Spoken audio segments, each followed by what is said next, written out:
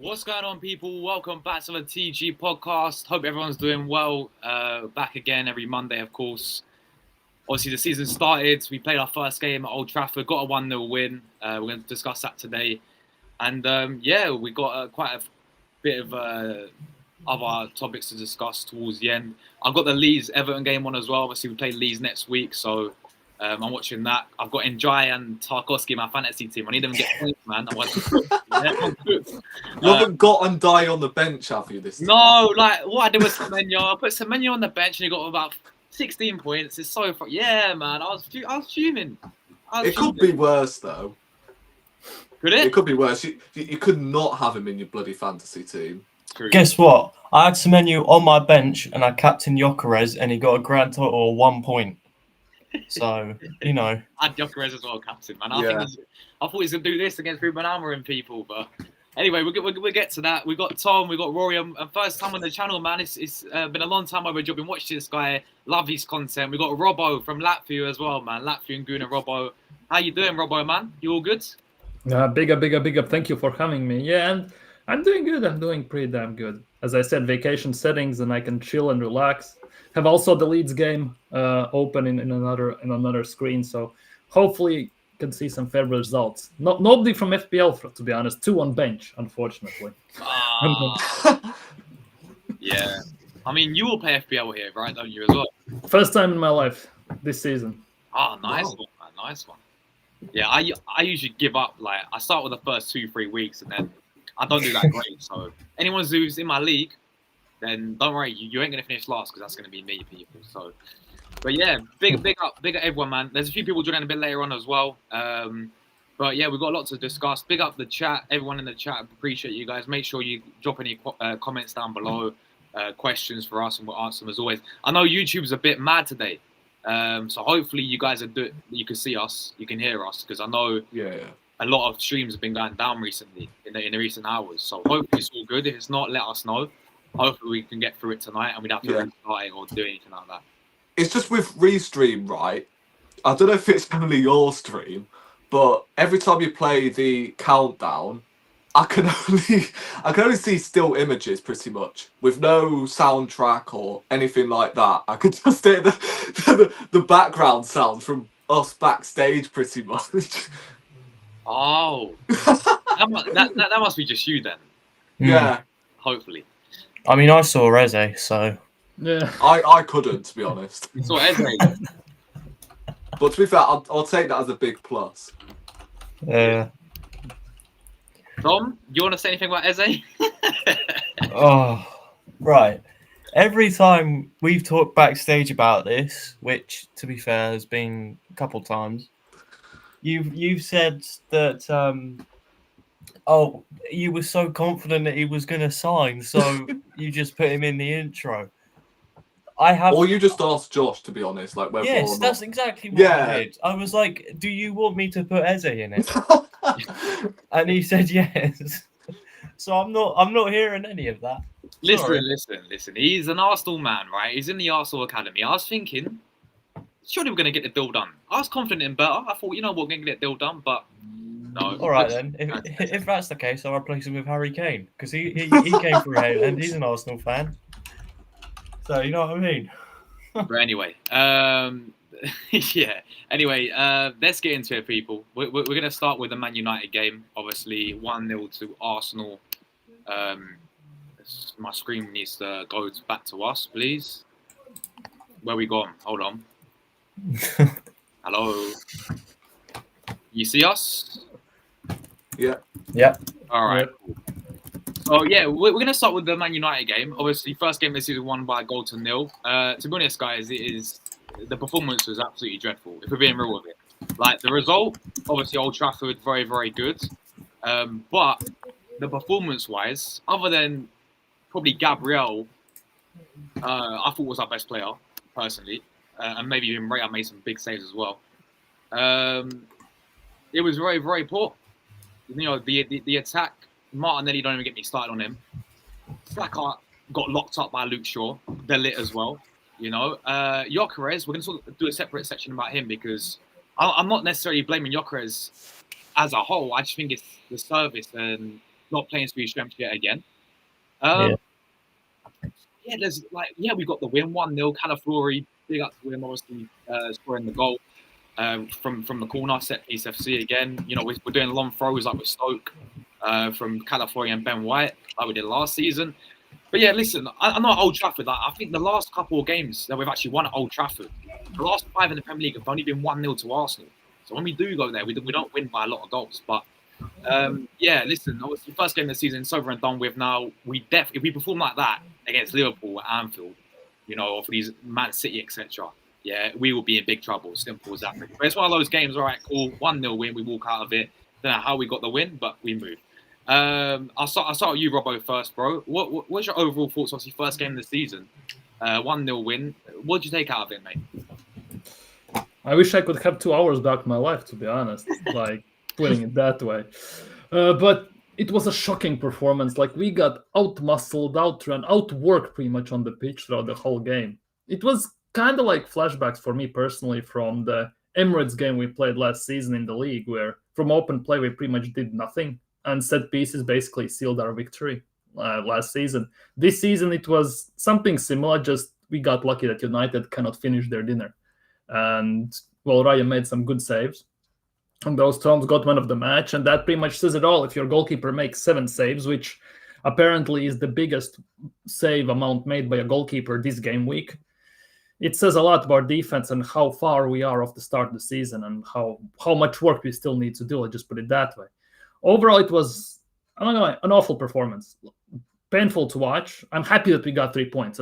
Sometimes you just have to grind these things out, but we got very, very, very lucky. Let's just say, in my opinion, let's just put it that way. I also think that tackle from Saliba in the second half, you could give a penalty there as well. Like, if you watch from different angles, the replays, you can see that Saliba kind of went straight into the legs, not actually touched the ball. So I think also we got lucky in those terms, obviously. Regarding Gyökeres, obviously our marquee signing, felt like he was a bit of a headless chicken. Like, you can see that he hasn't had a proper preseason. He was gassed already after 20 minutes. But it's also not only on Gyökeres. Like, it's gonna, as much as I hate to say this, it's gonna take time. Let's just put it that way. We will have to be a bit patient, a few weeks. Let's just put it that way. Because I kind of get that feeling that this manager that we have kind of wants to play the game without an actual striker. He doesn't want an out-and-out number 9. Because if he got his Sesko striker, it kind of would give him that excuse, that escape route that he can say, oh, he's young, he needs time. It would also give Arteta time to figure things out, how to deal with the proper number 9. Let's just put it that way. With Gyökeres, it's win now type of situation where he has no excuses. And since he hasn't coached pretty much ever a proper number 9, I have very, very big doubts and reservations in those terms. Martinelli, send him back to Bolivia as soon as possible. Odegaard, to be honest, ironically enough, Odegaard had a somewhat decent performance, which is kind of weird to say, given that Odegaard actually was very poor last season. He had better performance yesterday than he got in the previous season, but again, it's nothing to be happy about. Let's just put it that way, especially after he comes out and says that second isn't a failure and stuff like that. But overall, Madueke, well, it is what it is. Let's just put it that way. Who else was on the pitch? Calafiori scored a goal, which is nice. We tried to play double pivot. It kind of worked, but it didn't work. I kind of expected as well Zubimendi being eaten up in the midfield like he was eaten up at Real Sociedad, and it actually happened. And he has to figure out literally in span of few weeks that he's not going to have time. He's not going to have time to take 50 touches, look around. He would just need to pass and go. He needs to get rid of the ball quickly. Defense, well, it is what it is. Ben White is an absolute hole at the back. Half the time I was figuring out where he was on the pitch, because through that right side we were very vulnerable. If there wasn't Saliba sometimes making those tackles and covering the ground, it was actually could have been very, very, very bad. Let's just put it that way. But overall, 3 points. Let's just put it that way. I'm happy with the 3 points. Besides that, I'm not happy about almost anything. Let's just say it as it is. Leeds next. Well, we're gonna get into that in a time. But that performance was absolutely, let's just put it that way, embarrassing. for our standards, how we should be playing after 6 years in charge, like that was embarrassing. Plus, Madueke missed an open goal. That is also like we got Havertz and Madueke, two people who cannot hit empty net, which is kind of fantastic now. But we'll see how that goes during the season, of course. Yeah, no, very well said, man. I thought you made. I just realized. Do I sound better now, guys? I think I had my mic off the whole time. Hold on. Oh, no, I could hear you. A bit better is like a bit echo. It was a bit echoey, maybe. Echoing, yeah, because camera mic or something. right. Like, I just checked my settings and it was. I realized I didn't have my mic on the whole time. What a rookie error, man! I've been doing this for flipping. pro streamer, you know. Yeah, exactly. But Been doing this longer than Arteta. yeah, facts, mate, facts. You know how it is. What phase am I in? You know how it is. But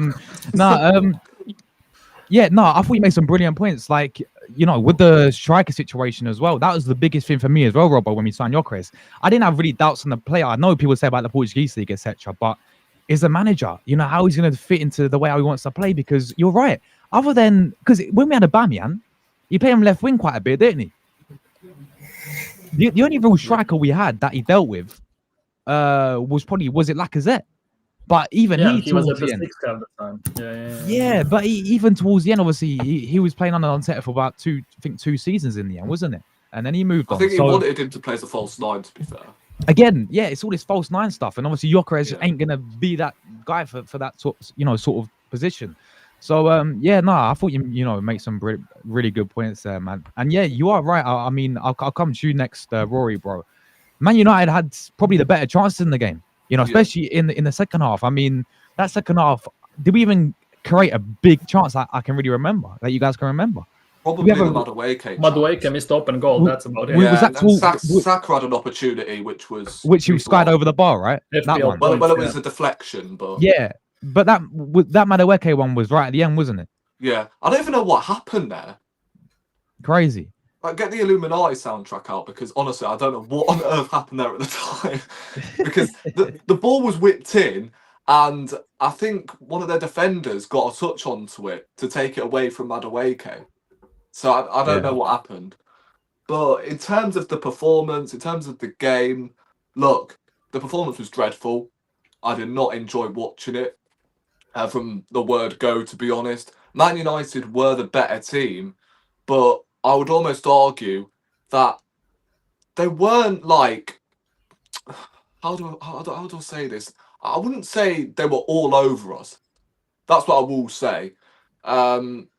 Yes, as I said, they were the better team and they created the better opportunities, but I don't think it was like, you know, when David De Gea saved the Titanic pretty much when we lost 3-1 and he made like 14 saves. I only remember Raya making 2 big saves. Apart from that, I would say 5 of the 7 saves, or 4 to be honest, were easy, to be honest. Like, they were straight at him. So, I mean, despite the performance in that, I don't think Man United necessarily created many big chances. I will take the 3 points, of course. I mean, Old Trafford, I would have taken any victory there, because again, like, I just hate going to Old Trafford, and especially when it's a new looked Man United team, you know, with Mbeumo, Cunha, like they've got new signings, so I'll take the victory. We caught them when they were vulnerable by scoring a set piece. Was it a foul? I don't think it was a foul from the set piece, if I'm being honest, because Mason Mount was leading against Saliba, and if it's anything, Saliba was trying to help the goalkeeper catch the ball. So, you know, I think that was a fair goal. I feel like with the goalkeeper, he needed to definitely do better. And I see Man United fans complaining about the penalty, and I see where they're coming from. I think from one angle, it looks like Cunha's sort of leading towards Saliba's ankle. But from the front angle, it does look like Saliba took him out from behind. So that's 50-50. I still haven't made my judgments on that one. But yeah, in terms of the players, I mean, yeah, Raya was decent. He made some big saves. I mean, that save in the first half was probably the save of the season already, to be honest. The back four, I thought Ben White played well in the first half, but second half he had his lapses. Saliba was a bit shaky in the first half, I felt like. In fact, no, both centre-backs were pretty shaky. I think it was until the second half where we properly dug our heels in. And then Calafiori, he got booked in the first half, and I was sitting there like, right, just get him off at half-time. Because at some point they will bring on Ahmad. And can you imagine Ahmad and bloody Mbermo running at Calafiori, who's on a booking? And I was concerned. And then when the 60th minute approached, he brings on Havertz. I'm scratching my head like, why is Gyökeres only getting 60 minutes again? I get he's not fit, but, you know, if he plays more minutes, then that's the whole point of, you know, gaining that fitness. So, like, is this guy actually going to play 90 minutes or what? Because Arteta's got to get into the habit of, if you're subbing off Gyökeres, then bringing on Havertz, you're not bringing on another striker there. And look, I didn't want Sesko at Arsenal, right? I still maintain that I wanted Gyökeres. But Man United brought on Sesko, who's a striker, to try and get them back into the game, whereas we took ours off. So we can't be getting into that habit of just bringing on Havertz every week. Because let's be honest, he wasn't needed. Yes, bring him on in the last 10 minutes because he can slow the game down. But in the 60th minute, when, you know, Gyökeres, he had a poor game, but where was the service? Like, we had as much creativity as a blind artist. So I don't understand what he's supposed to do. I mean, yes, I know areas on the pitch where he got the ball in good positions and he should have perhaps done better, but that's not his game. Yeah. Especially that moment where he whipped it across, which went all the way out for a throw-in. That's not his game. He should be in the box. There was a moment where Odegaard had the ball in the final third. Well, it wasn't the final third, but it was Odegaard. He had Saka and Gyökeres to pick out. Although Saka was offside, he decided to go for Saka when Gyökeres was making a darting run through the middle. And if he played it to Gyökeres, he would have been one-on-one with the goalkeeper. So just fine margins for me. Martinelli was dreadful. But again, we'll look to the opposite side. Saka, he was poor as well. But unless Saka's name isn't Martinelli, we won't go for him. So I'll leave on that one for now.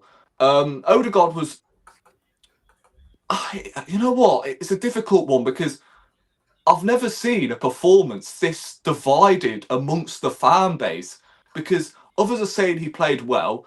And another section are saying that, you know, he really frustrated the life out of everyone because, again, his final ball, I think he had some decent patterns here and there. But again, like that moment where he opened up the Manchester United midfield and he took far too many touches. He had Saka on one side to play it to, but he just decided to, I mean, come on. Declan Rice didn't have his best game either. Brilliant corner though, but I didn't really see him, to be honest. And then Zubimendi, I mean, I've been seeing a lot of fans cussing out Zubimendi. I thought he had a decent game in there, considering the circumstances and the fact we had no control in that midfield whatsoever. And I know his job is control, but again, the way we were set out, his job was obviously to protect that back four. And I thought he won a couple of his tackles really well. And he did play some nice passes here and there. So I thought he actually played well, to be honest. I don't know why most of the fan base are actually cussing him out. But there you go.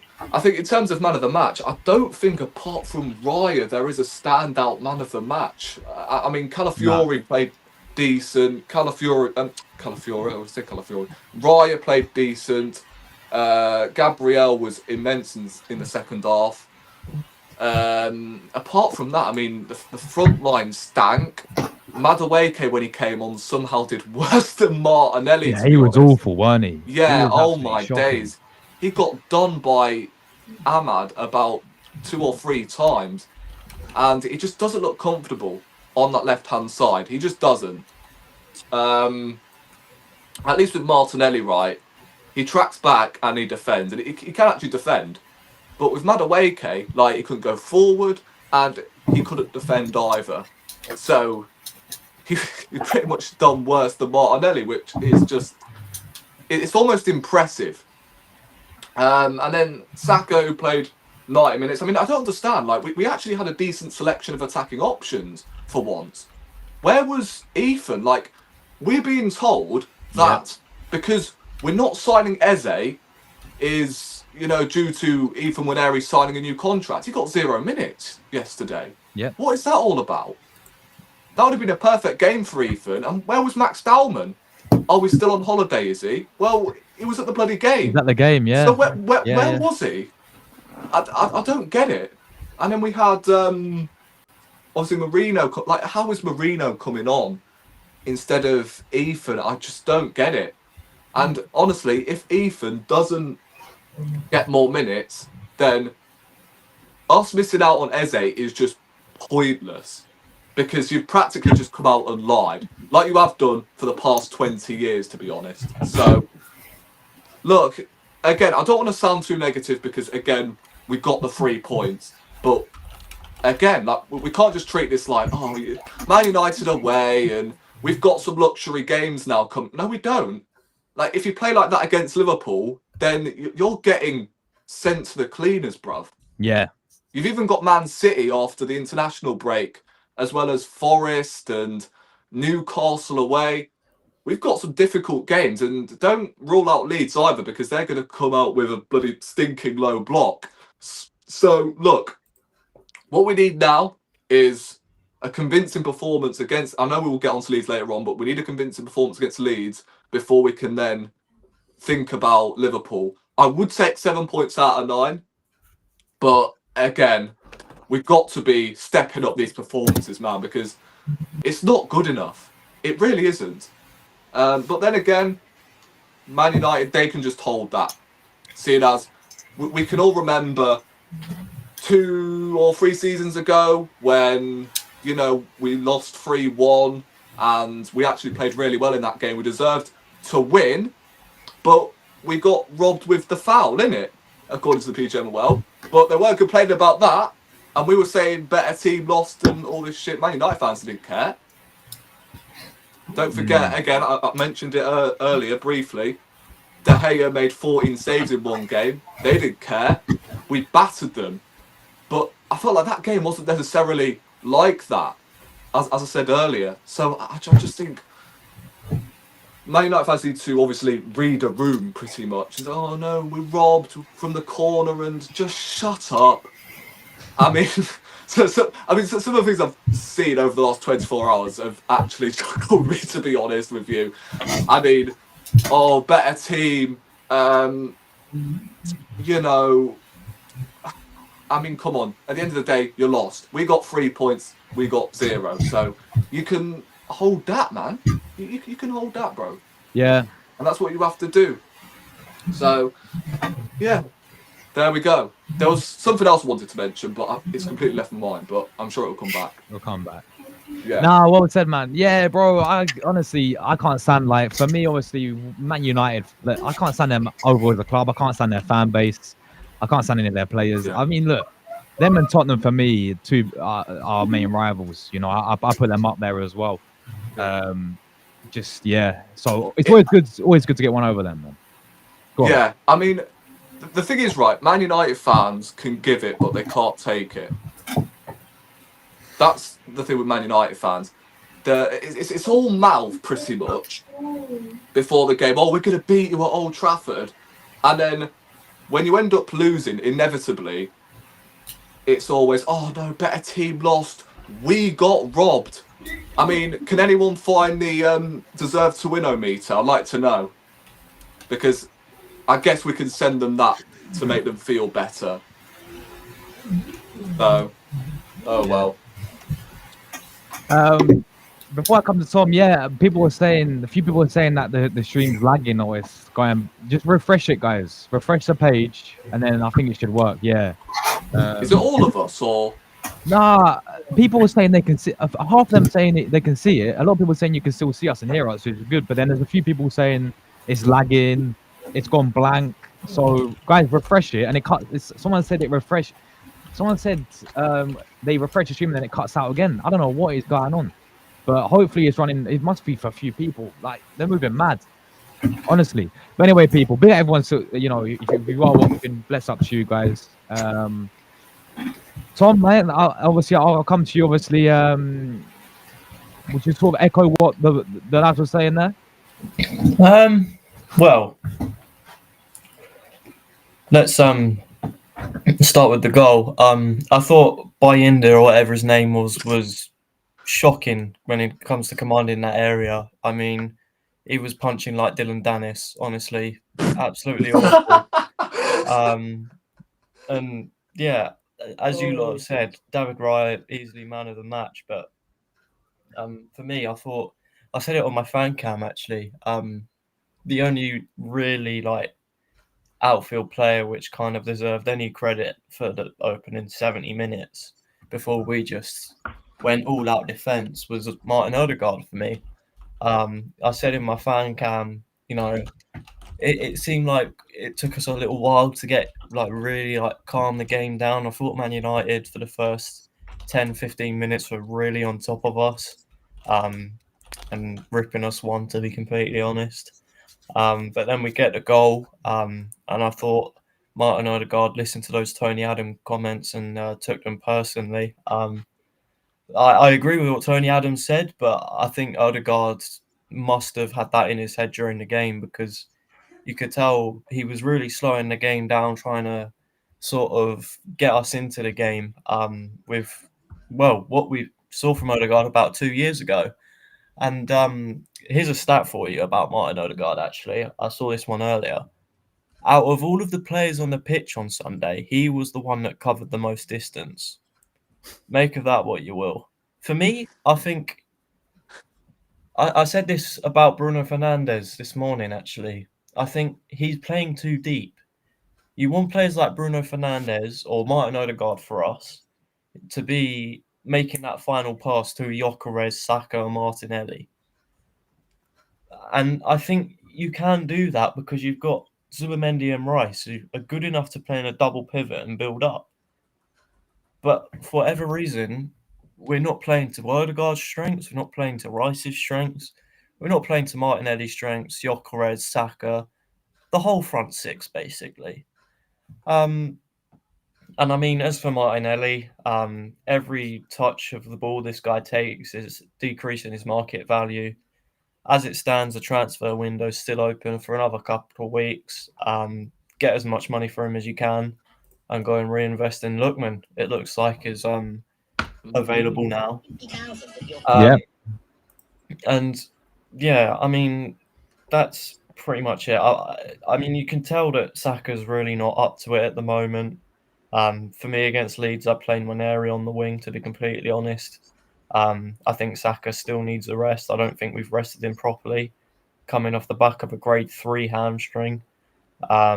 It'll be similar for Gabriel, I think. I mean, it took him a little while to get back into the game, but I mean, you can understand that he's not really had pre-season.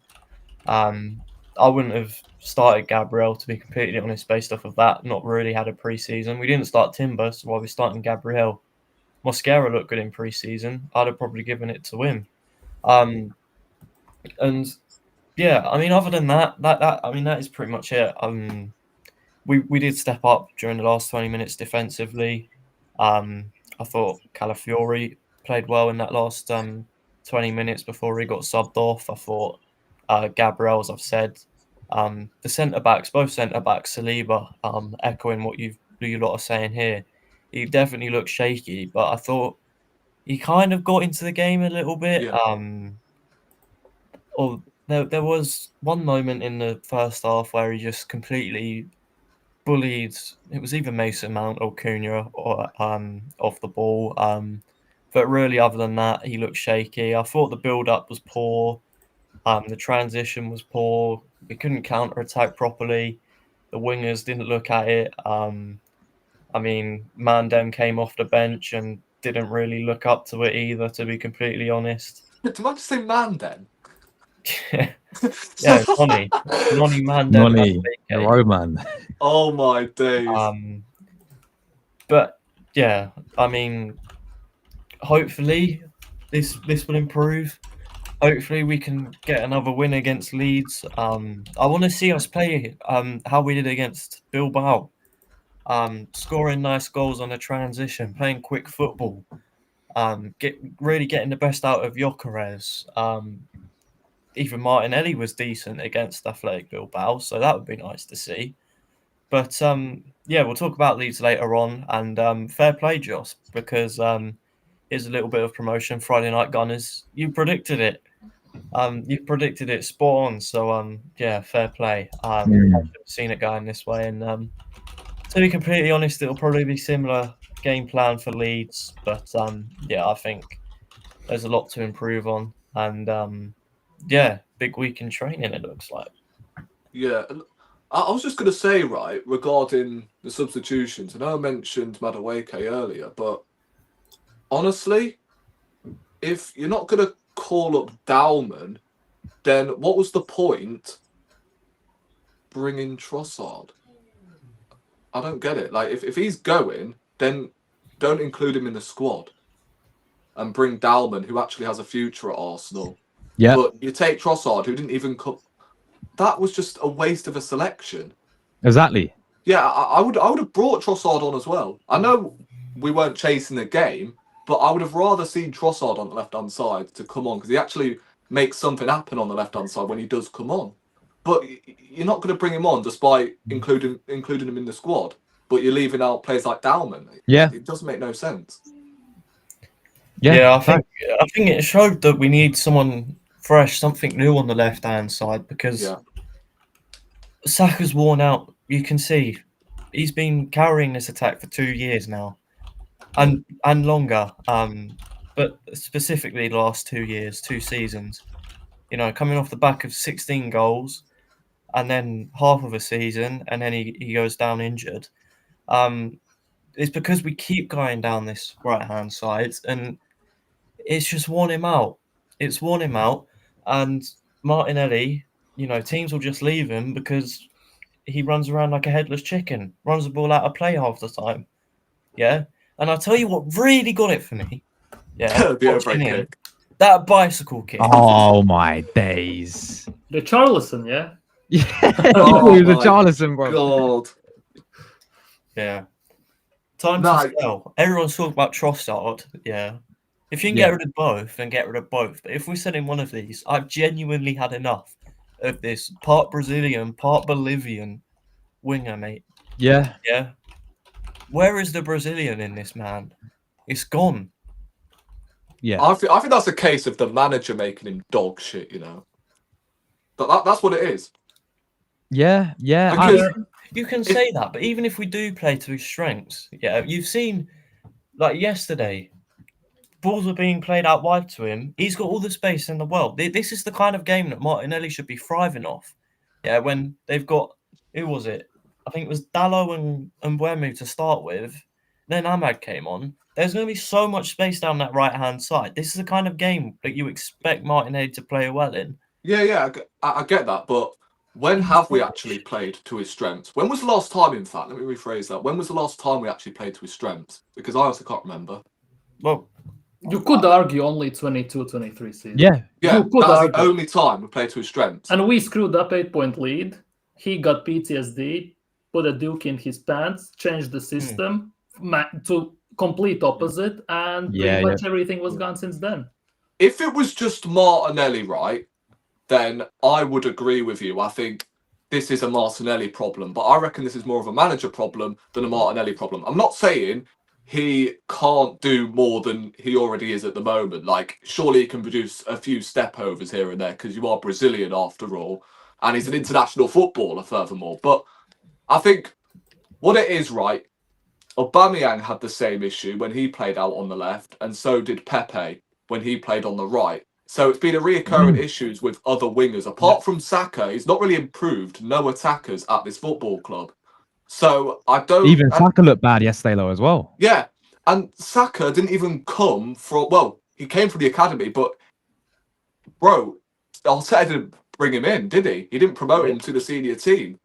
Emery did. Emery, yeah. So he hasn't got the best out of no attackers in this team.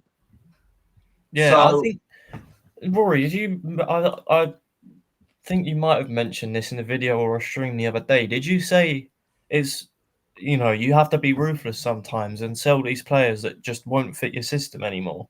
Yes, and I do agree with that. I think with Liverpool, they obviously sold Diaz and they sold Nunes. Yeah, After Slot's first season after winning the Premier League, they got rid of them. And I do agree. I think if he doesn't fit your system, then just get rid. yeah, But I'm not going to sit here and point fingers at the player because I know it's not his fault. It is the system. I'm not saying that he can't produce more GA, and I'm not saying he can't offer more, but he's not the problem, because I reckon until people realise that actually it's the system more than anything, I don't know what more else to say, to be honest, because if it's a reoccurring issue for other players in this team, especially wingers, apart from Saka, but other wingers in this team who are predominantly strikers, then I don't know, like, at what point do we actually realise, hold on a minute, it's actually the manager's system rather than the players? You get where I'm coming from, Yeah, right? Yeah. Well, yeah, but look, the way I see it, right? Josh Kroenke, Stan Kroenke, Andrea Berta, or Mikel Arteta, they've all obviously got a strong bond together. I don't see Arteta leaving. And for me, if you're going to keep hold of him, right, and if he wants to play like this, look at what Slot's done and be ruthless. Yeah. Go and get someone who will fit the system. Yeah. Yeah. Yeah, and Whether you think it's boring or whatever, yeah. Please, just yeah. I mean, maybe Madueke would improve, but No. I don't know. I mean, no, go on, carry on. I mean, maybe he'll improve, but there's like 1% chance, 99% faith with him. Let's be real. And yeah, we're looking to get rid of Trossard anyway. Reece Nelson looked like our most explosive player down that side in pre-season, and it looks like he's going. Embarrassing, So, yeah. Yeah. I mean, the thing is, right, you just mentioned about Slot being ruthless with Nunes and Diaz. Obviously, that is his decision. It's not Martinelli's fault that, Arteta doesn't want to get rid of him and he has his favourites pretty much. It's obviously the manager's decision whether or not he wants to keep these players. Look, Martinelli's on like 150 grand a week. Yeah. He's not just going to walk away from that, is he? And say, right, contract terminated, I'm out of here. Obviously, he's going to stay. So it's obviously up to the manager to let him go. This is why he is to blame, because, again, it still connects with my point about the fact Martinelli isn't the problem system-wise, but it's also not him. The fact we should probably be getting rid of him because he doesn't fit the system. So, look, I mean, I'm trying to think now. Barcelona, for instance, just Barcelona, not to say he'll get into the team, but I reckon Flick can see a player in there. Oh yeah, I really do. 100%. 100%. definitely. That's Yeah. that's Other a deciding managers like point. Inzaghi as well. I know he's managing in Saudi, but, a manager like that, who plays on transition, who actually knows how to utilise it, I reckon he could cook over at Barcelona. Yeah. Right, and it won't surprise me if he actually, cooks for Brazil in the World Cup. It honestly won't surprise me, because obviously he starts on that left-hand side for them. So, I don't know. I mean, there is a reason why he does start for Brazil at the end of the day. It's just Arsenal cannot play to his strengths. I mean, I'm seeing Gyökeres drifted out wide. Well, sorry, on the right. We're not even seeing him drift out to the left, so we're just seeing Martinelli hugging the touchline. So it's almost like Arteta has sabotaged Martinelli. It's weird that he doesn't want to get rid of him, because he's been wanting to replace Martinelli for ages. With Mudryk, he's wanted to sign Nico Williams as well. Yeah. Just to name a few. So he's wanted to replace Martinelli for ages, but he still doesn't want to get rid of him. He wants to persist with Martinelli. This is the problem with Arteta. he will persist with all of these players, regardless of how crap they are. You know, Martinelli, Havertz, Marino's another one. Like, that's one of his favourites who always seems to make an appearance off the bench somehow. These are the players that will eventually cost him his job and cost us the league as well. Because I feel like, although Jesus and Zinchenko in the first season were very beneficial, his favouritism with them two were the reason why we didn't win the league that season. Because they were just constantly in the team every week. So that is the problem for me with the manager, that he just doesn't seem to know when to cut the line pretty much with these players. And he always wants to prove people wrong. He wants to rejuvenate these players, thinking that he's going to get 22, 23 Martinelli back. Havertz, you know, it didn't work out at Chelsea, who was initially brought in to play as a midfielder, moved him up front, and he went on a purple patch, and then now he's second choice. He's second fiddle to Gyökeres. So, I don't know. I think that is the problem with the manager at the moment. And that's a good point as well. Rice is not a left eight. I mean, why do we go back to, you know, Rice pretty much hugging the left wing, for crying out loud? The touchline, mate. He was practically holding hands with Martinelli. Why is he out on the left? Every single time. And I keep saying it, right?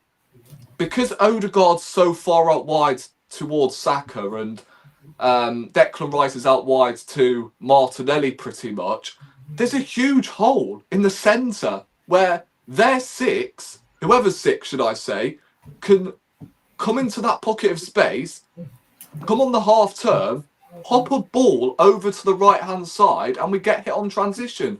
That just keeps happening every single game, I feel like. That's what I pretty much clocked in pre-season. Because I feel like, because we are so obsessed with playing out wide, we've just forgotten, well, I'll tell you what, we're just going to continue playing that way. We're not going to play through the centre. Hence, Gyökeres did not get any service. And then obviously the left backs all over the place, whether that being Calafiori or Lewis Skelly. Zubimendi's, you know, the holding six. It's, I mean, the midfield is so disjointed. It really is. But I'll tell you what, you've made a point there with Martinelli on the money that he's earning. Yeah. Ever since he signed that contract, he's just gone down and down like this. I believe he signed the contract at the end of that season where he just scored 15 goals. I could be wrong, but I think that's around the time he signed it. Yeah, he did. Yeah, you're right. Yeah.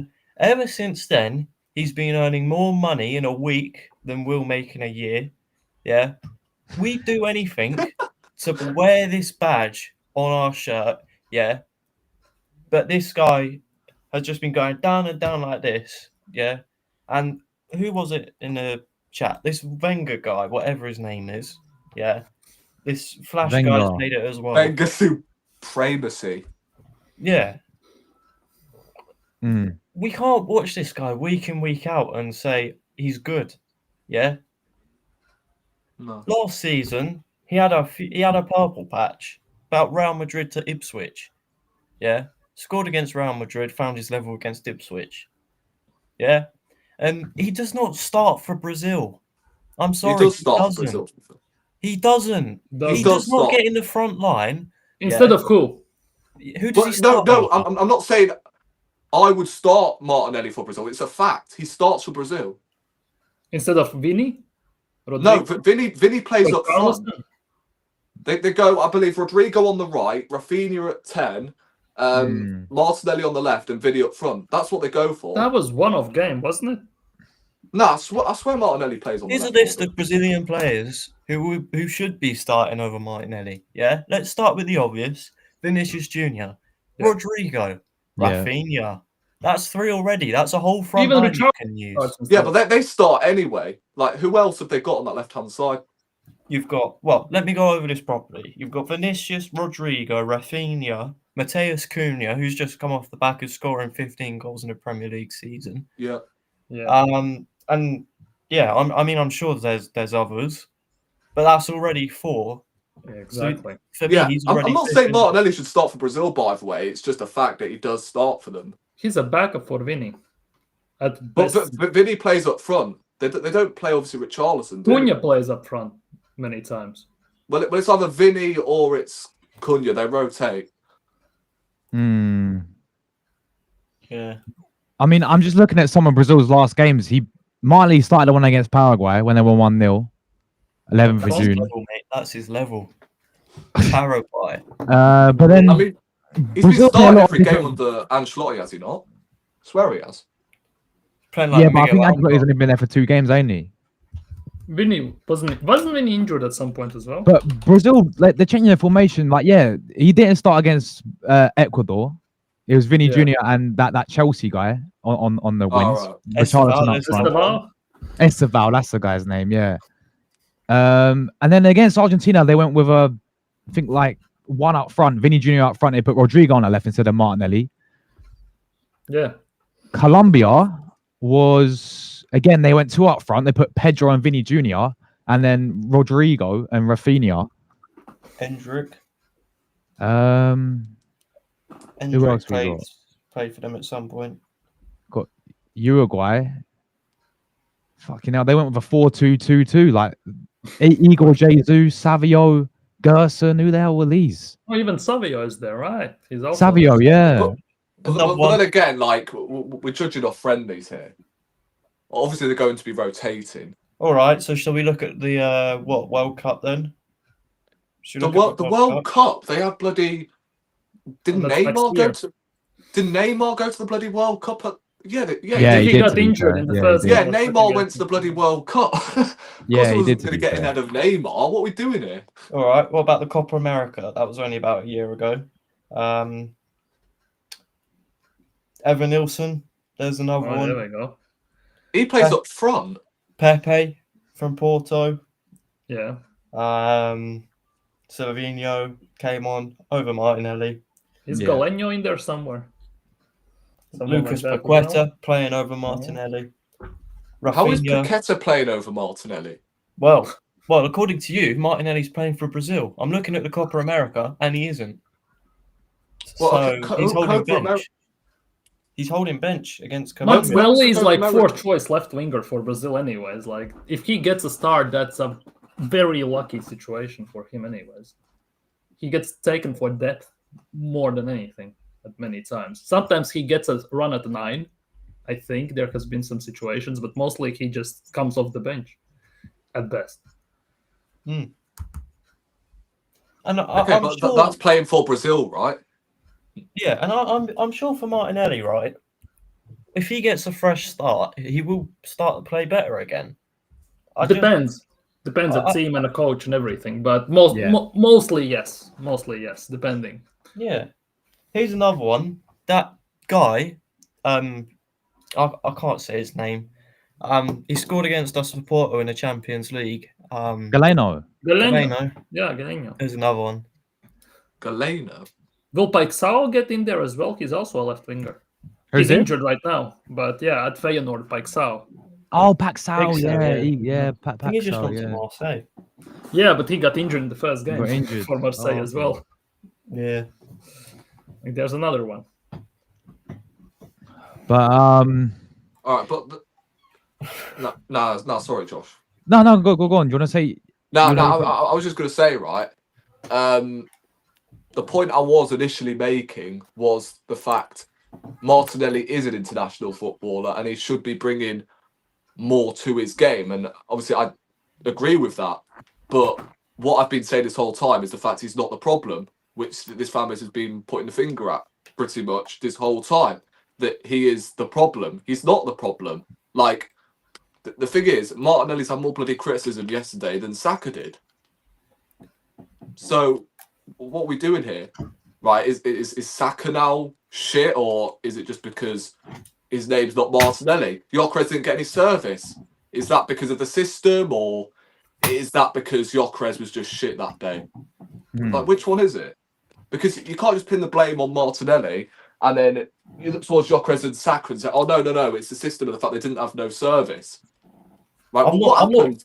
What happened down the left-hand side? I'm not pointing at Martinelli specifically. I'm not saying you specifically, no. But I sections said of the fan base. earlier that the whole front line looked off it. Yeah, I know. Yeah. I'm not saying you specifically, but I'm saying, sections of the fan base were just pointing the finger at Martinelli. Pretty much. Only. Oh, no, he was absolutely dreadful. Rightly so, he was dreadful, but Saka was no better. Neither was Gyökeres. And, Yeah. so some fans are saying, oh, well, Martinelli, blah, blah, blah, blah, blah. Keep the same energy for the other players, for God's sake.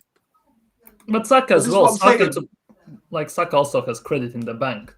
He hasn't won anything, let's just put it that way in those terms, but he actually has carried our team consistently, despite manager changing the system left, right, and center every single season. He actually has managed to maintain some sort of a level that the team actually stays afloat.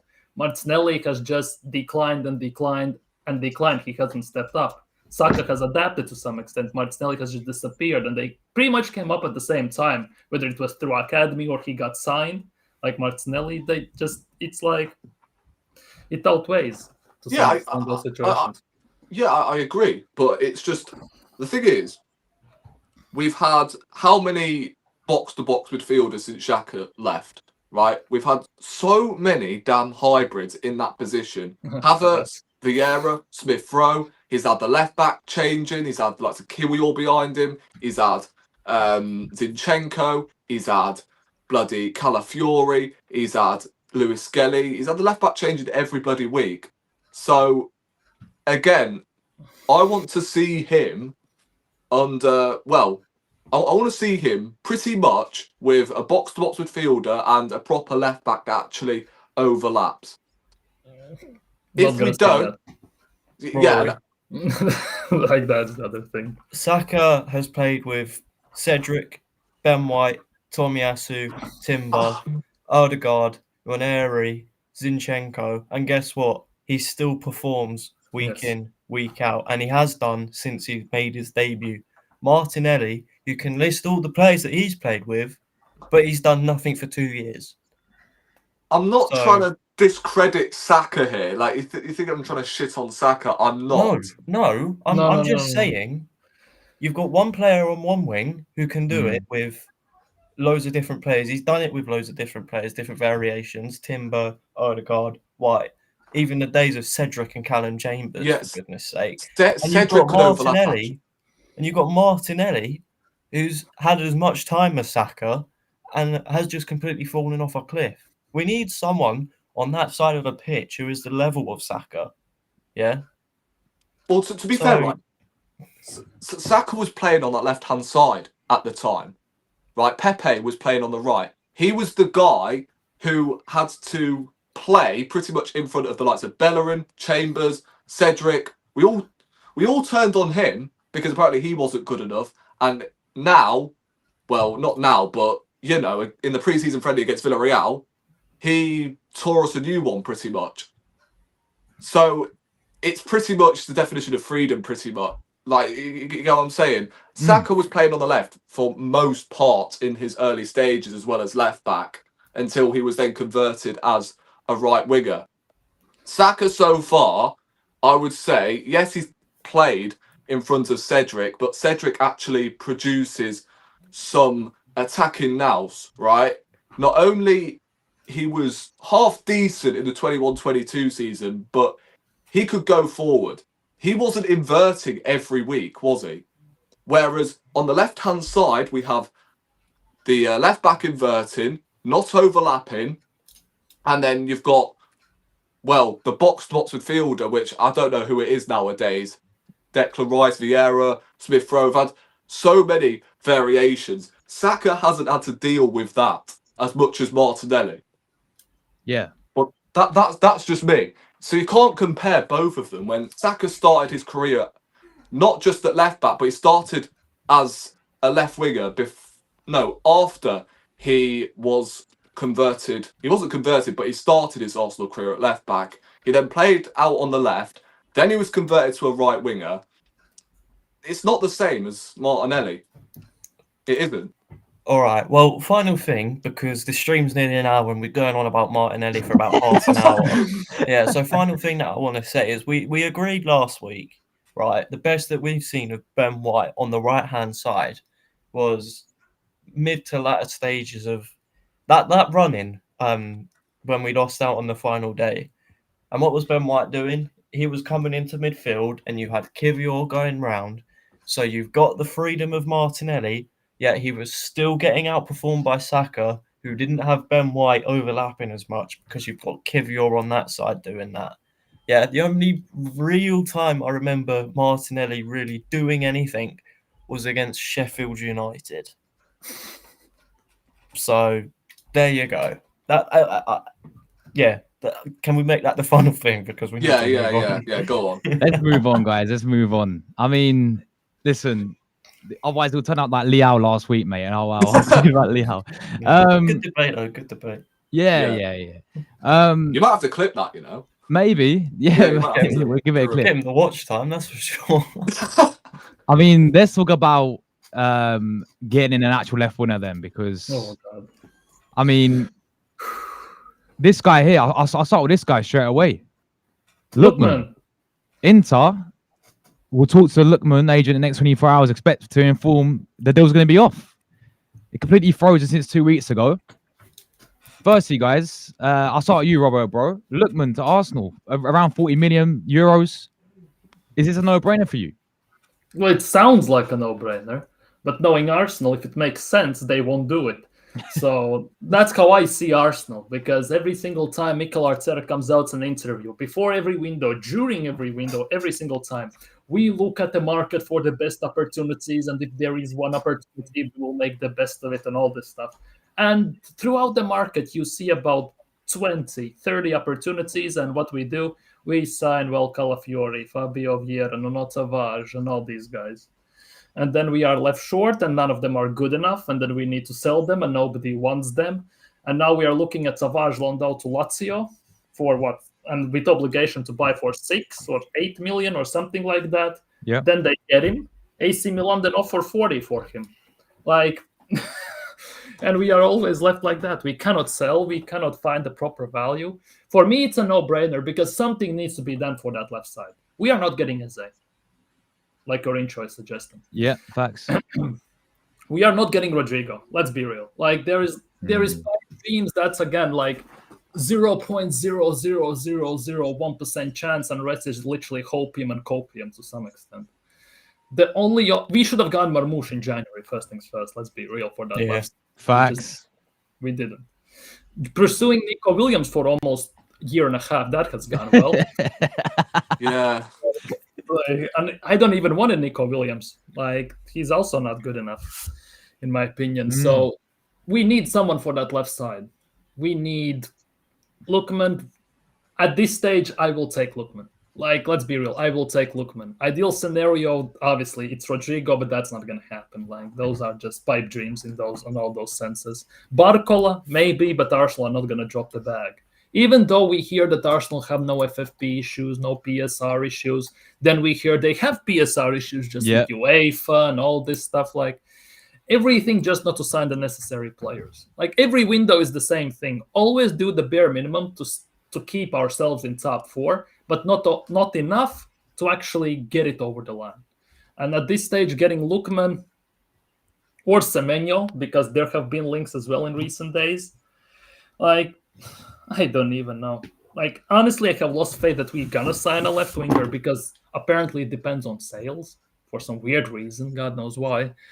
But I would take Lookman, 100%. Not Marmoush, Kvaratskhelia. Sorry, Andrew. Yeah, Kvaratskhelia. Kvaratskhelia was there, man. He was there, 62 million. Marmoush, I messed up Kvaratskhelia in January. 65 million euros to PSG. That was a steal and a half, to be honest. Absolute steal, yeah.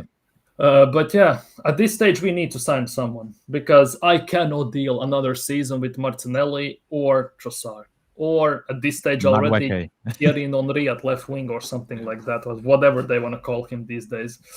I cannot deal because at some point we just know if we don't sign a left winger, you will see Havertz there. At some point it's gonna happen. Let's be real. Yeah. You know what? I think it'll be Yopres out on the left. You know. Sack him in the tunnel at halftime or before the game if that happens. Like something like. But we I need to do echo that something. 100%. Like we need something. I would take Lookman. Like don't get me wrong, 100% I would take Lookman. I would take Semenyo as well, and not just because of Liverpool performance, but in general. Yeah. But will we get him? Like for us, it makes sense. For them, God knows. For them, internal solutions make more sense than signing a proper player. So it's desperate times, desperate measures. Again, it feels like it will be another panic signing closing in on deadline day, some type of situation when we got Sterling last summer. So I guess we'll have to wait and see in those terms. I guess we will, man. I just look at it. I don't think we sign anyone else. I hate to sound like negative and all that. I don't want to burst anyone's like bubble or all that. Get anyone's like hopes down. But you know, people talk about Rodrygo this, Rodrygo that. You know, left winger coming in. Madueke's not going to affect Eze. I see it right now that we don't sign anyone else. I think the last 2 weeks, because there's only 2 weeks to go, right? Yeah. Yep. Yeah. We sell a few players for nothing, and we probably get hopefully Saliba done as a new contract. But that'll be it. But how does it also make sense? We're gonna sell players for peanuts, literally like 20 mil combined, or 25, let's just say. How is that gonna help us to pay, let's just say 60 or whatever they're gonna ask for any of them? Okay, Lookman might be cheaper, maybe. But if we go for these Semenyos and everything, they're gonna ask premium dollar for it. Like, let's be real. Like, how is that gonna help us? Facts. So players like Semenyo, I think he just signed a new deal as well with Bournemouth, didn't he? Yep. Yeah. So he's gonna be, you know, and he's one of their best players. Like you saw, I mean, they've already lost Howson to Madrid. They lost Brani to PSG, weren't it? Yeah. So you look into their squad now, and you saw yesterday they were struggling a bit. Not yesterday, on Friday, sorry, but obviously Semenyo stepped up for them. He's their main guy now. They're gonna really get rid of him, and if they are, it's gonna be some mad money, which I don't see Arsenal paying whatsoever. I'd pay it. See, I would like Semenyo for me, like not just because, as Robo said, not just because of the game against Liverpool, but even last season at times I thought he looked pretty good for Bournemouth. Yeah, scored a banger against He could play both sides as well, can't he? Left and right. Yeah, he's one of the most direct players in the Premier League. Like, come on. So if you want versatility in the forward line, which Arteta admires, you could have gone for Semenyo instead of Madueke. So, you know, better player, better end product, can take on his man as well. Like, for me, although he wouldn't be my first choice, obviously, but I'd take him. I really would. But again, like, is he the level raiser? I'm not too sure. However, I would take him. If he is in an attack with Gyökeres and Saka, the thing is, right, if you would have got Semenyo and then an unproven striker like Sesko, for instance, then I think Semenyo on the left-hand side would be a bit underwhelming. But now you've got Gyökeres, now you've got Saka on the right. At this rate, Semenyo, who's Premier League proven, he's already done it in the league. Yes, his stats don't make up for it. But again, like, what are we doing here? Football ain't played on spreadsheets, so let's at least test the waters with Semenyo. The guy's an Arsenal fan as well. Let's remember that. Everyone's an Arsenal fan these days. I swear, every single time we get into them, they're all Arsenal fans. Like they all find a picture of them when there's a little kid wearing an Arsenal shirt or something. It's crazy. Somehow, yeah. You know what it is, Josh, right? Arteta doesn't like Arsenal fans. When was the last time we brought an Arsenal fan to Arsenal? Yeah. Marino, maybe. Nah. I don't even know if he was an Arsenal fan, to be honest. He's an Arteta fan. Yeah, an Arteta, exactly. To be honest, Arteta hasn't signed like those type of players. Same as he hasn't signed a single Frenchman since he's been here. No, that's mad. Why he has such like disregard for French young talent is in prime. Sounds mad, but sounds hella zesty, but prime condition at the moment. Let's just put it that way. Yeah. But they are prime, like so many in so many areas, and we will get none of them. We were known, you know, for the French players as well. Look how many we had, but you know, years ago. Yeah. This goes on and on and on. Now and we just go for Sociedad pool. Yeah, it's all Spanish now, isn't it? Like it's all Sociedad players. You know what I'm saying? It's crazy. Look at Barcola. We could have got Doué when he was at Rennes as well. Yeah. We were linked with Savio as well. We were scouting Savio before he joined Man City. We didn't sign him. Yeah. At the time, like it's insane. Like how we do this, it's actually kind of mad. Pissing me off, to be honest. I'm not gonna lie. All these talents wasted. Chances of them wasted. With Tom, did you say Barcola? Yeah. Yeah, I don't know. I think end product wise, he is very wasteful. I'm not gonna lie. In front of net? Really? Yeah, in front of goal. His finishing lacks a bit. Yeah, that's Yeah, Against I think Arsenal he's as still well, he had raw. those issues. He missed like 2 chances against Arsenal where the clear cut, if it was a better finisher, he would have put it back in the net. Yeah, but would I take him though? I think I would. maybe. He's not great on what we've got. I mean, beggars can't be hard. choosers. It's not hard to be better than we have already, to be honest. Yeah. If Nelson looks the best out of all of them in preseason, it's not that good. That's mad. You know what? Like Call me crazy, but I will consider starting Nelson at some point this season. Against Leeds, why not? Yeah, I'd be using him. Just send it. He's always been like a player that has he really got the opportunity, Reece Nelson? Like I actually had consistent starts before. I don't think he's a right-sided player though. That's where we've been playing him. I think he played better on the left. I think that's where he played in that 22-23 season, and we actually saw, somewhat the best of him. Although against Forest, he came on the right, didn't he? Because Saka against Forest, and he scored a brace, didn't he, that game? I think that 5-0 win. I think he's an explosive, energetic player, and he does clearly care about Arsenal, and he's got a fan in me, but is he really good enough to go for titles? No. But at the moment, I would be considering just giving him a shot. Just talking in general at this stage already.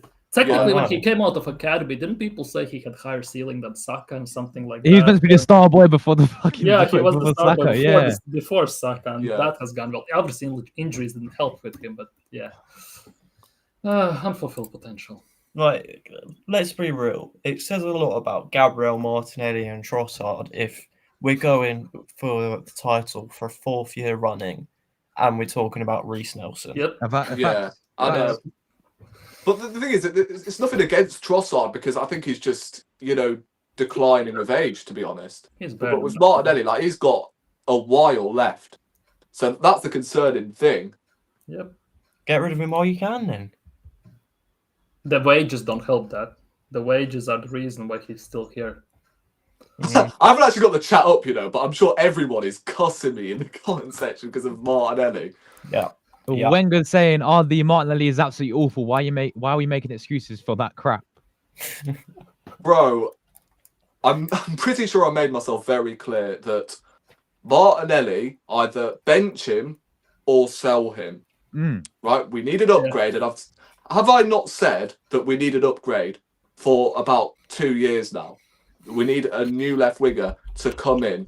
But what I'm saying is he is not the problem on that left-hand side. We have no box-to-box midfielder, no left-back inverting. I know you mentioned about Ben White inverting, but he had Odegaard there, Saka. So, at the end of the day, I think it's down to the manager's system that's making him dog shit. Is he dog shit? Yes, he is. But that is, for me, down to recruitment and the system being played. And that's just me. It's not an excuse. I just think it's overall an opinion that I think is fair. Because, again, we've had this with plenty of other forward players. As mentioned earlier with the likes of Aubameyang, Pepe. It's not really got the best out of any of his forwards, apart from, Trossard maybe. But, he's getting on with age now. He was never going to last more than at least 2 or 3 seasons anyway. So, that's just me. But again, you're inclined to disagree. If he's dog shit, I hear it. But again, I'm looking at it from, the manager's perspective and how he's utilising him. And if I see a box-to-box midfielder and a left-back who can actually overlap, and he's still doing the same thing, then I'll come out and say, okay, this is a Martinelli problem. But I don't think it's a Martinelli problem. Not to excuse the fact he's been crap for almost 2 years now. It's just, for me, my opinion. Yeah. No, fair enough as well, man. Robert, I know you got to bounce in about 5 minutes, bro. So I just quickly ask you another question before you get out of it, man. We shout your channel and all that. Obviously, with the window now, if we ended like we signed no one else, firstly, what would be a rating out of 10? Do we sell anyone? We sell some players, but for fuck all, we get peanuts. That's the norm.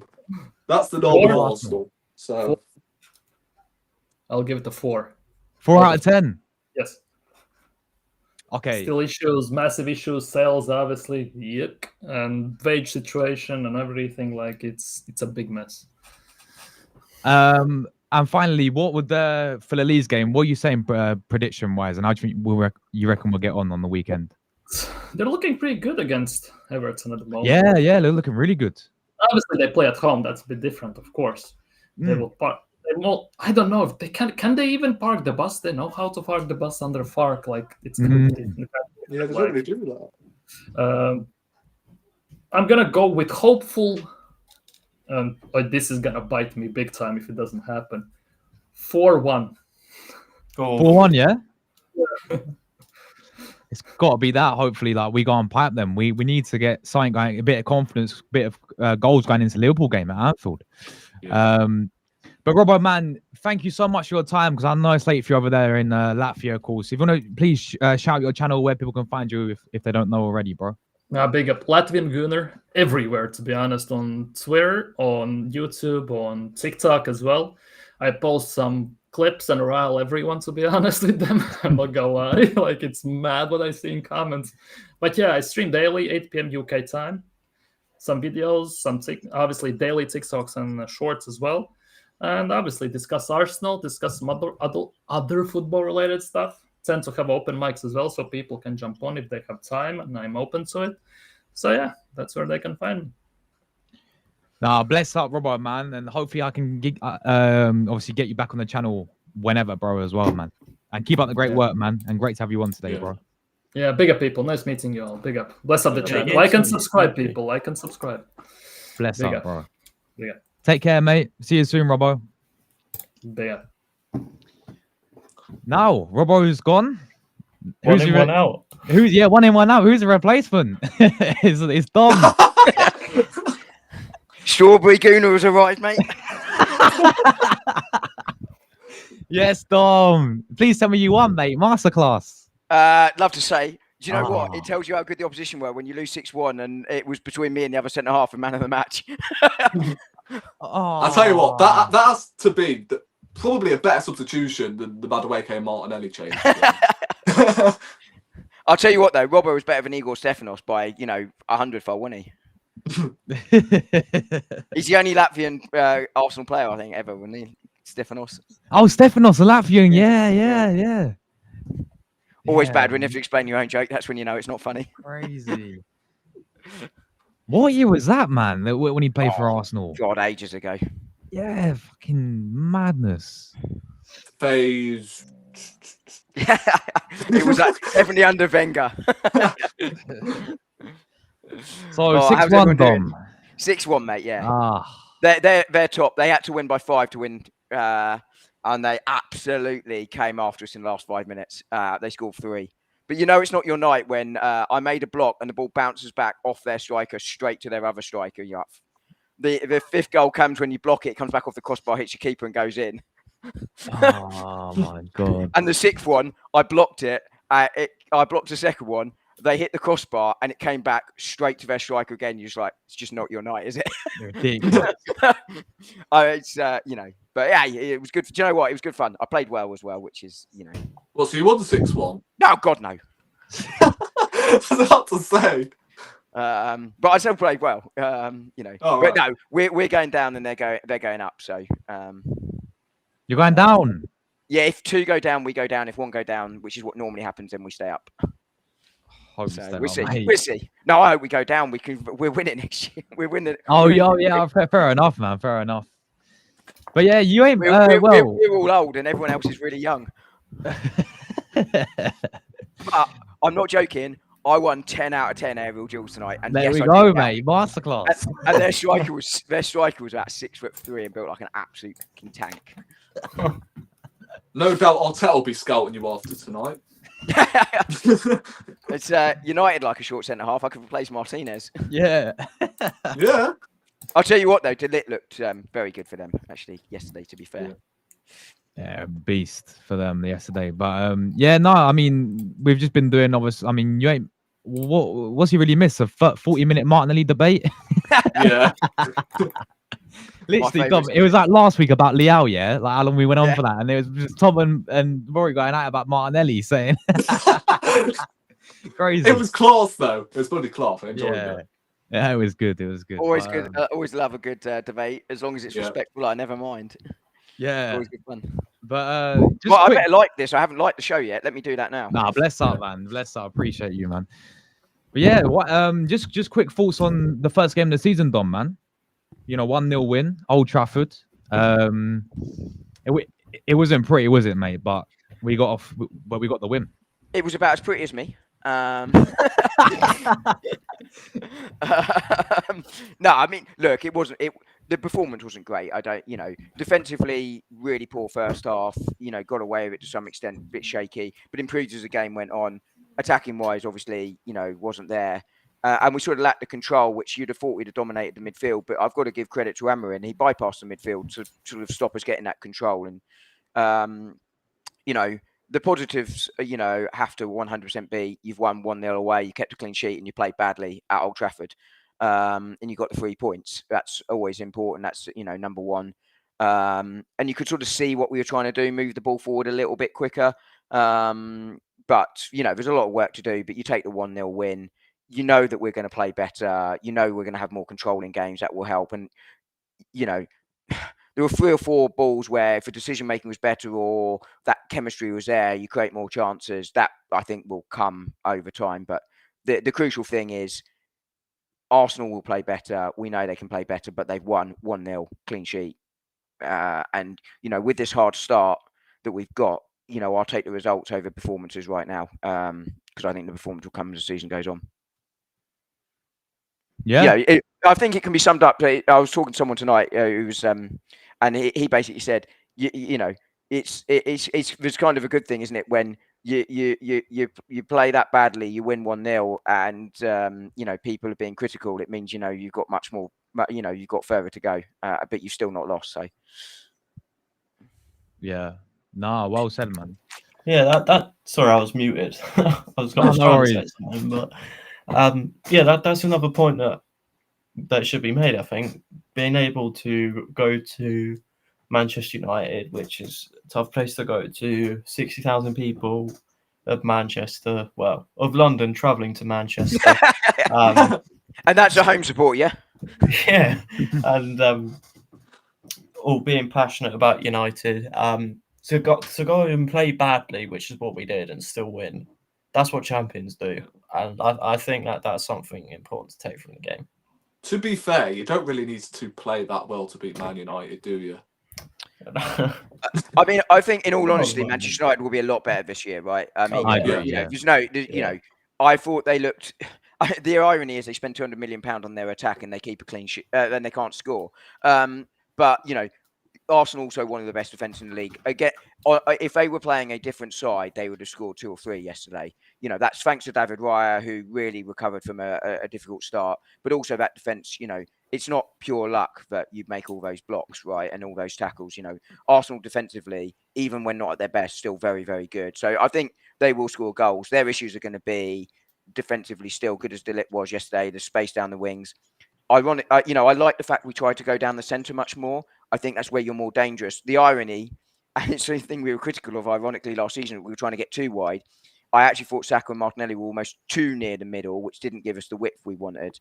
And the same with Madueke, they were almost too close to Gyökeres, which meant that actually we weren't sort of spreading out that United defence, which I think would have created more spaces for the 3 of them to run into. But I genuinely think that will come. I'm not concerned at all. There's going to be that period where you've got to adapt to, how we're looking to change this year, how Gyökeres is looking to play, and Gyökeres has got to adapt to us as well. And I think it was a chemistry thing, and I think it sums it up. And, I'm not having a go at Martin Odegaard here at all, but there was that moment where Odegaard, and he flicks it over, I think it might have been to Lit, actually, but he flicks it over to Saka, because that's the way we've sort of played for the last 3 years, is trying to move that right channel. But actually, if he'd taken the ball down and flicked it left along the floor, Gyökeres is in. Give that 2 or 3 weeks, I think he knows exactly where Gyökeres is, and he plays that ball because he's good enough to play the ball. But it was that sort of, he's so used to flicking it right that was his first thought. And I think those sorts of things will come. But most important thing is 3 points. And Thom, you're right. You get that result in November, January, February. Exactly what you just said. It's the type of result that gives you wins you the championship. I think saying it this early on, obviously it sounds daft, but it is that sort of performance. But yeah, I agree. Yeah, I mean, that was the chance I was on about with Odegaard playing it to Saka when he was in an offside position. I just think them moments there, because as I said earlier, Odegaard has some decent patterns of play, and he looks much sharper. But again, he's just so frustrating at times. He really is, because it's either he's taking too many touches when he should be playing the ball, or when he has the opportunity to shoot, he's still taking far too many touches, and he's laying off the pass when there's no pass on. That's the frustrating thing with Odegaard at the moment. I mean, it's a sign that, he can get back to his best, and hopefully he will. Well, he's got to, as far as I'm concerned. But he just needs to, for me, have that spatial awareness of where Gyökeres is, because that's what we need to do in training. Right, every time, even if Gyökeres is offside, we've got to be looking for his runs, because he made a couple of really good runs through the centre yesterday, and we just couldn't pick him out. Because again, I feel like, as I said earlier, whether that's Rice or Odegaard, they're far too apart for me. And that's what makes the midfield so disjointed for me. So Odegaard's got to improve in that sense, but it's obviously an improvement from what we've seen last season. And he was the best out of the 3 in midfield. I thought Zubimendi had a decent game, obviously, but yeah, we need to see Declan Rice more in a double pivot as well, because again, he didn't look great at all. So yeah. Mm-hmm. For sure, I think some of that frustration comes from, I've seen people criticising Zubimendi because he gave the ball away 5 times, and I think some of that with Odegaard is the same. When you're looking for those quicker passes, they're more high risk passes. You're going to give them away more, and I think you're absolutely right about how the connections weren't coming off, and that does make it frustrating. But I think, as you say, you just keep practicing that in training, and I think give it a couple of weeks, and it will start to gel. I've no concerns about that. While the attack didn't look great, you could see what they were trying to do, and that's sort of that for me is the positive of a poor attacking performance, is that you can see where you're trying to you can see what you're trying to do. And I think it's what we were crying out for last year, which is let's move that ball forward quicker, more direct, and let's get it forward quicker, and have a number 9 sort of attacking that middle and attacking down the middle. That's what we want. That is a big change from where we were last year, but I don't think it will take long. I genuinely don't think it will take long to connect. And if it does, then there's going to be a big problem, but I don't think it will take long. Definitely. Big up Wenger, man, for the super chat. Really appreciate that, bro. Question, who will be our left back next year? Me. Is it... Get Thom at left back. Come on, baller. On a serious note, aerial dual monster. We know Mikel Arteta loves them. Yeah, the aerial duels. Yeah, wouldn't surprise me if it was Cucurella. Man said Cucurella, Deadline day set is Cucurella. Yeah, another ex-Chelsea. But no, it's a good question, because obviously yesterday in pre-season, Bilbao as well, he was using Calaflori there, wasn't he? And I actually thought Calaflori played decent going forward yesterday. But it's always that issue with him defensively at times and positionally as well. I feel like Mbeumo, and again, maybe the second half didn't help because he got yellow card, didn't he, Calaflori? Yeah. But then even when Amma came on, I thought caused a few issues, and he was always down that side, really. And Villarreal did it with Pepe when even Skelly was playing there. They kept targeting that win. It's the way how obviously Arteta plays, I think, inverted as well. But yeah, it's a good question. I think we see Calaflori quite a bit. Because if we're being honest with it, if I'm not wrong, Skelly came in when Calafiori got injured, wasn't it? Yeah, he did. Yes. So maybe Calafiori is going to be the first choice left back, and you know, I don't know what you guys think there. Yeah, I think he will. But again, this is always like a rhetorical question, to be honest, due to the fact Calafiori can't stay fit. So, like, within 2 or 3 games, guarantee he's going to be hitting the deck. No doubt. Because he's always jumping from 6-foot ledges, isn't it? That's what he's told anyway in training, as far as I'm concerned. So, I think Skelly will probably play the vast majority of the games at left back once Calafiori inevitably breaks down, like an ice cream in 40-degree hot weather. But I think as long as Calafiori stays fit, seeing as Arteta splashed £40 million on him, I reckon he will be the first choice left back. I want it to be Skelly, but again, I think he's more of a midfielder anyway. I feel like Arteta does have that in his mind that, you know, Skelly might be the future left day. And why don't we try it? Because he is a midfielder and we've had, you know, issues down that left-hand side for 2 years straight now. And you've got a perfect 8 as, in Lewis Skelly. So I think, look, give him a shot in the midfield. And then again, if he does play midfield, then we're going to have to go in for another left back. I mean, it's madness that we signed like 7 or 8 left backs, but we still don't have a left back. Like Tierney, we let go for free, which was scandalous. Like we should be, for me, keeping hold of him for at least 1 more season. And if you want to extend his contract and then let him go within a year so you can get money for him, then yeah, fair enough. But I would have kept him at least for this season. But yeah, I feel like Skelly will play the vast majority at left back, to be honest, because Calafiori will get injured. But as I said, if Calafiori stays fit, he'll be the first choice left back. So again, it's a rhetorical question, ain't it? Because you just don't know what's going to bloody happen. It's hard to answer. What do you, Dom, think about left back next year?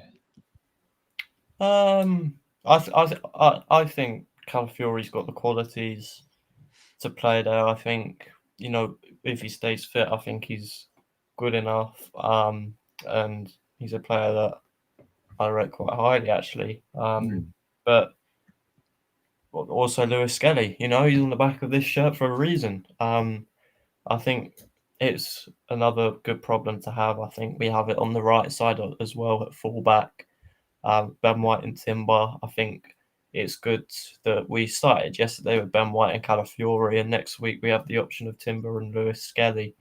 It's good there that we've got rotational options, and you've also got Timber who can play across there anyway.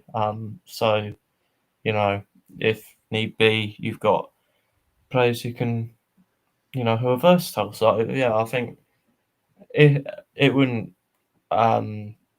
I wouldn't be against starting Calafiori, and I also wouldn't be against starting Lewis Skelly. I think they're both good players and they both deserve it. However, if you want to try and get the best out of Martinelli, you need attacking width, and I think Calafiori provides that best. So if you're gonna stick with Martinelli, I think Calafiori is probably the better option. To be completely honest. Yeah. But if you want to play Madueke, then you can have Lewis Skelly going inside, I think, and have Madueke providing width with the left foot. Yeah. The thing is, right, we've got that rotation as the fullbacks, right, with Ben White and Timber, as you've mentioned, Tom, right? But I think against Man United, it's not something that I expected. Ben White, Calafiori, who are known for overlapping and producing width, whereas Timber and Lewis Skelly, on paper, were probably the better fullback pairing, if you ask me, because they are, I would say, more solid defensively. Whereas against Leeds, at home, where Leeds are probably going to come with a low block, that's when you start Ben White and Calafiori as the 2 fullbacks. So it's a good problem to have, to be fair. So yeah, you are right. Do you think, obviously, we should go back for left back, just having, because obviously we know he does all this inverted crap. Do you think we should just go having it overlapping? Should I? Should I? So I'll should I? If you're right, I'll answer that one. Of And I'll course. answer the first question first. Right. I don't know when I became, unable to speak, but apparently I became unable to speak for a few minutes. So I think I think the idea of one player in a position with the odd exception is probably gone. I think you'll see lots of rotation in some positions, and fullback is definitely going to be one of those this season. And I think that's the right thing. I think, Rory's alluding to it there, which is, you go for the best options for the game. I kind of half got what he was trying to do with Manchester United, which was the space is going to be down in the wide areas. And then ironically, we didn't put our wingers wide, but let's try and get our fullbacks on to try and exploit that space from an attacking sense. I genuinely think that I would like to see Miles Lewis-Skelly play more, either when you're playing against players like Salah, right? He's he's stronger defensively, much stronger. Or when you've got Ben White going down the right, and then Calafiori sort of plays when Timber's at right back, because Timber can invert and Calafiori gets wide. So I think you've got the options there, and as Thom and Rory said, it's a nice problem to have when you've got the two different options there. But I like the fact you've got those combinations, and I don't think there will be a set starter at left back, and I think that's probably a good thing by and large. In terms of the inverted thing, again, I think it's horses for courses, isn't it? I think if you have a very strong central midfield on the opposition, you probably do want to invert to get that extra player in there. And I think Mikel Arteta, rightly or wrongly, doesn't want to play with a traditional left back. Calafiori is a centre back. Miles Lewis-Skelly is a central midfielder. Yeah. But actually, both are very, very good going forward. And I think that's what he's trying to do, which is we, generally speaking, most of our games are ball dominant and will be attacking more than defending. And he's trying to get a defensively sound player at left back who is a real threat going forward to get extra attacking presence. So I don't think this is going to end anytime soon, and I've no major problem with it, but I think it just needs to be not set in stone that we play that way every game, and that's where I think the Calafiori MLS Timber White situation can be really useful for unlocking it. Against Liverpool, ironically, you probably go MLS because of Salah, but let's say they've not got a strong right winger.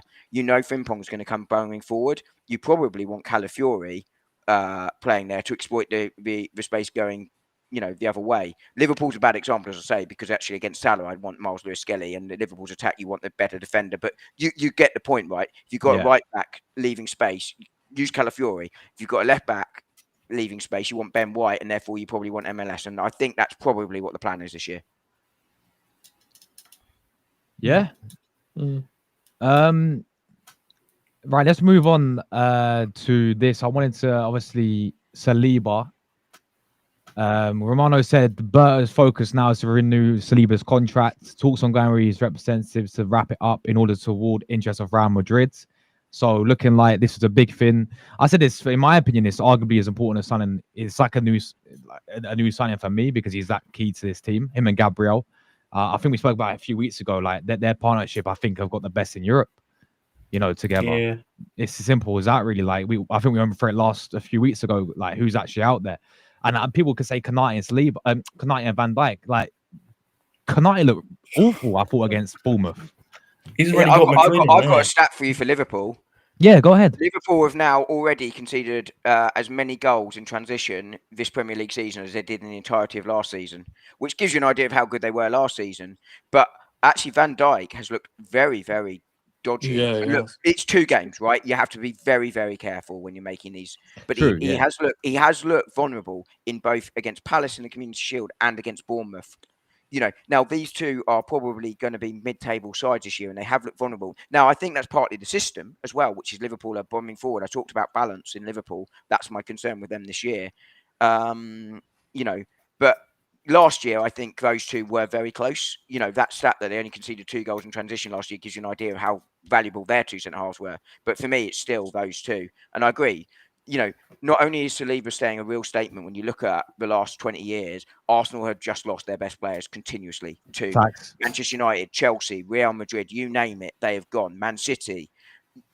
Keeping Saliba here, I always felt the likes of Saka, Odegaard, etc. would stay. Yeah. Saliba I thought would, but he was the one I was least confident about. That is a real statement. And I'm increasingly confident that will get done along with Saka. I don't think it will be announced in the transfer window, Okay. but I think it will now get done. If you're getting to the point where this is coming out via Romano, we know a formal offer has been made. Ornstein reported that a couple of weeks ago. Yeah. It's always difficult to read too much into what people say publicly in the press because they're so well media trained. You kind of say what you're going to say. But he was actually very, very positive about signing. He didn't do the usual, well, we'll see what happens. I'm very happy here. He basically said, I really want to win things at this club. And and my agent's in talks is basically what he said, which is far more positive and forward leaning than you'd normally expect a player to say. So I do think it will get done actually now. And as you say, I think it's really, really important. I don't think it's the most important thing we do this summer, but it's right up there with it. It's one of, because there was no one most important thing for me this year. Yeah. Because imagine the worst came to worst and he went Real Madrid, and then you look, Gabriel for me is still, a absolutely superb centre back, and I think a few people would actually argue that he's been better than Saliba in the recent sort of season or last season. To be fair, but you take away Saliba from him, and you look at centre backs out there, who's out there that we go and get to replace someone like William Saliba. Now, Rob Holding from Colorado Rapids. Holdini, mate, yeah. Just pointing out 10 out of 10 aerial duels, But yeah, I mean, I know we got obviously Mosquera, he's came in for Valencia, a more younger centre back. But honestly, like Saliba, the worst came to worst, he did go to Real Madrid. I don't see anyone out there on his sort of level that would realistically that we can go and get. I was on Sparks' show before football. And corner, right? Yes, that's it. Big up to him, man. We were he was asking the question about what do you do if you sell Kivior, because Hato was obviously the man I wanted if Kivior went. Yeah. But I put out, and there's a couple of names I've given on this show before. I think, Diamonde from Sporting, but that's probably not going to happen given our relationship with Sporting right now. But he's also more of a right-sided player. But the other one, and it's Benfica's centre-back, Antonio Silva. But there's a risk there that you're taking a player that has done okay in Europe, to be fair. He's young, 21, 22, but he's not William Saliba. There almost is no William Saliba that's out there and gettable right now. Nah. There isn't. Apart from Don Palmer, obviously, but yeah. I mean, I am aging, but I'll take a 2-year deal. And my partner Will, and has to come with me. We come as a pair. We like Saliba and Gabriel. Oh, we'll get him too. Yeah, in case Gabriel. Arsenal going to pull off the Douglas Luiz and Alicia Lehmann signing. We're signing from Holland's has-beens for 5 Mars bars and a packet of crisps and a pint. Each, obviously. I don't know about, obviously, Dom's privileged enough to see Tony Adams and Sol Campbell and Steve Bolt, Mike Keown. Yeah, all these, phenomenal defenders. But for Thom... Let's not forget Steve Morrow. But for me, Thom, Rory, is Saliba the best defender you guys have seen play for Arsenal? Because for me, he is. Yeah, Koscielny obviously won more at Arsenal than Saliba did. But I actually didn't rate Koscielny that highly as most people did. I actually thought Mertesacker was the better out of the two.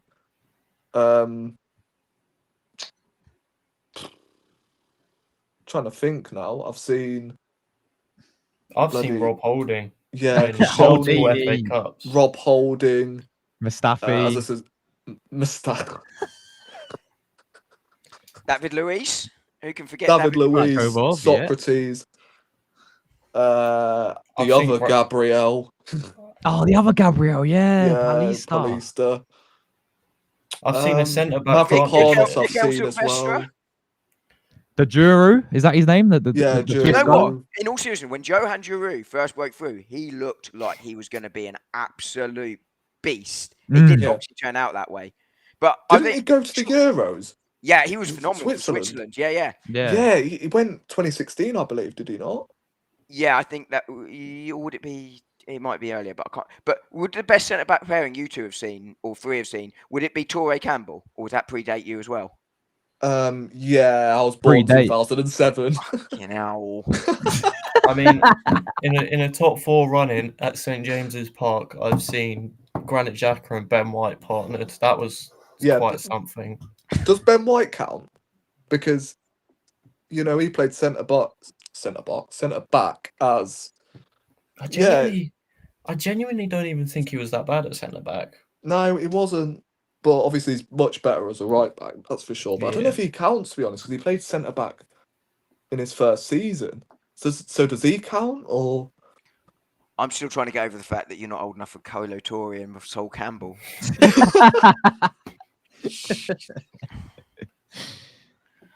To be fair, that's a compliment because we're younger. It might be for you, but not for me. God, you've had some who else shocking. I've seen. By the way, on Koscielny and Mertesacker, again, I think, like all the best sort of defenders, I think they're a pair. I think Koscielny really helped Mertesacker look good and vice versa, because Koscielny did all the mobile bits for him. Which is not to criticise him, because Mertesacker was like turning the Titanic when he had to turn, but but I think as a pair they were very, very good. I think Mertesacker was actually the better centre back. Koscielny obviously scored. I mean, is he still like the leading goal scorer in terms of our centre backs? Is it not Or has Gabriel now? overtaken him? I It's got don't to be know. Gabriel now. Yeah, I don't know. Koscielny bagged, was it 21? Gabriel's on 20. Yeah. Oh, he's won away them. That might Jeez. be wrong, by the way. Oh. Koscielny may have more, but I'm sure it's about 21 he scored, right? Dom, I know you like a fact check. This one I can't remember off the top of my head, so I will look it up for you. Yeah. Koscielny is on 27. Oh, 27. Damn. Do you know, right. Rory's having the opposite problem with me. I thought Marmoush was 27, which is why I wasn't so hard on him, and it turned out he was 21. Rory's doing it in reverse. Oh, Leeds have scored. That's my Yeah, they FPL just got a penny. I ruin. Tarkovsky my FPL. They're going to give away a handball. The fraud, man. Leeds played well tonight, though. I've had it on the background same time doing this. Like, they look really good, especially going forward as well. But again, like, Have they played Gromit Calvert-Lewin up front? Because I failed to believe it. If I don't think he's in the squad. No, they sold him, didn't they? well, they can't have sold him. They only just bought him. I'm talking about Leeds. He signed for Leeds in the Oh, yeah, he signed for Leeds. no, he's What? not involved. nah. No. Yes, he has. No. Who? That's it. Who are you on about? Calvert-Lewin. Calvin went to Leeds, did he? Yeah. Yeah, he went to Leeds. Oh, He was announced on Friday. I thought you meant is he playing for Everton still? I was No, like, no. Nah, I knew he's gone to Leeds. I knew he left, but I didn't know where he went to. He went to Leeds. There we go. But why would he be in the squad if he's a free agent? Because he signed for Leeds. So I'm asking Josh,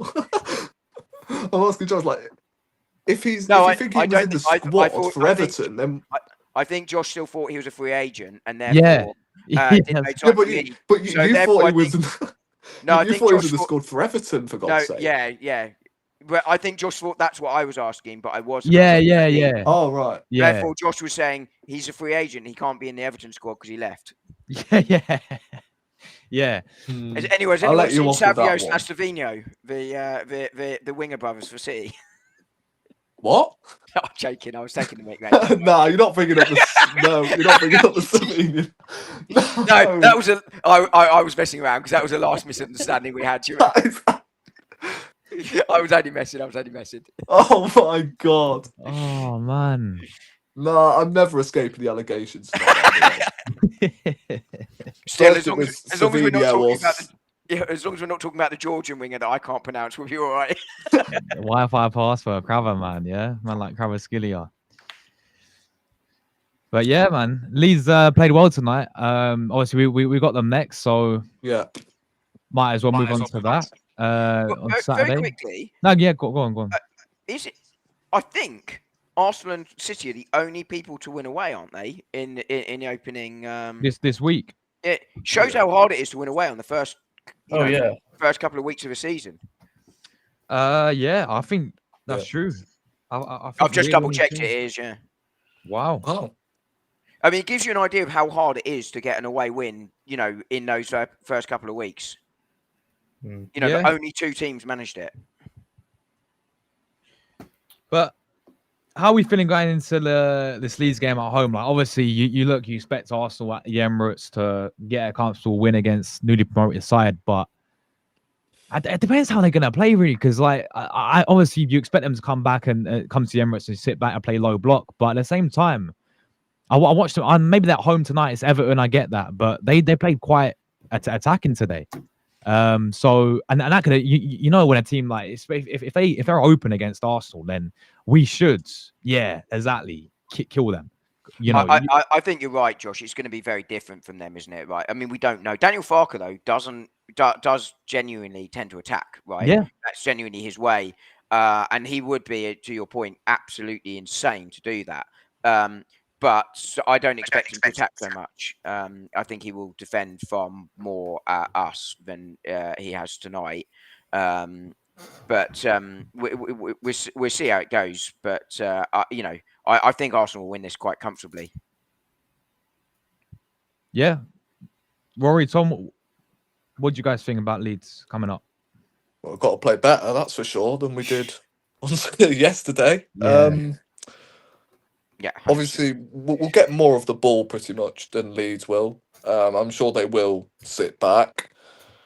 It's just about obviously getting the basics right, innit? Because again, this is the season where we've got to properly adapt to the way teams are actually going to be playing against us. Because this has happened for like 3 seasons now. So if Leeds come to the Emirates and sit 10 men behind the ball, then yeah, we've got to adapt pretty much because we've got the players. We've got obviously Odegaard, Saka.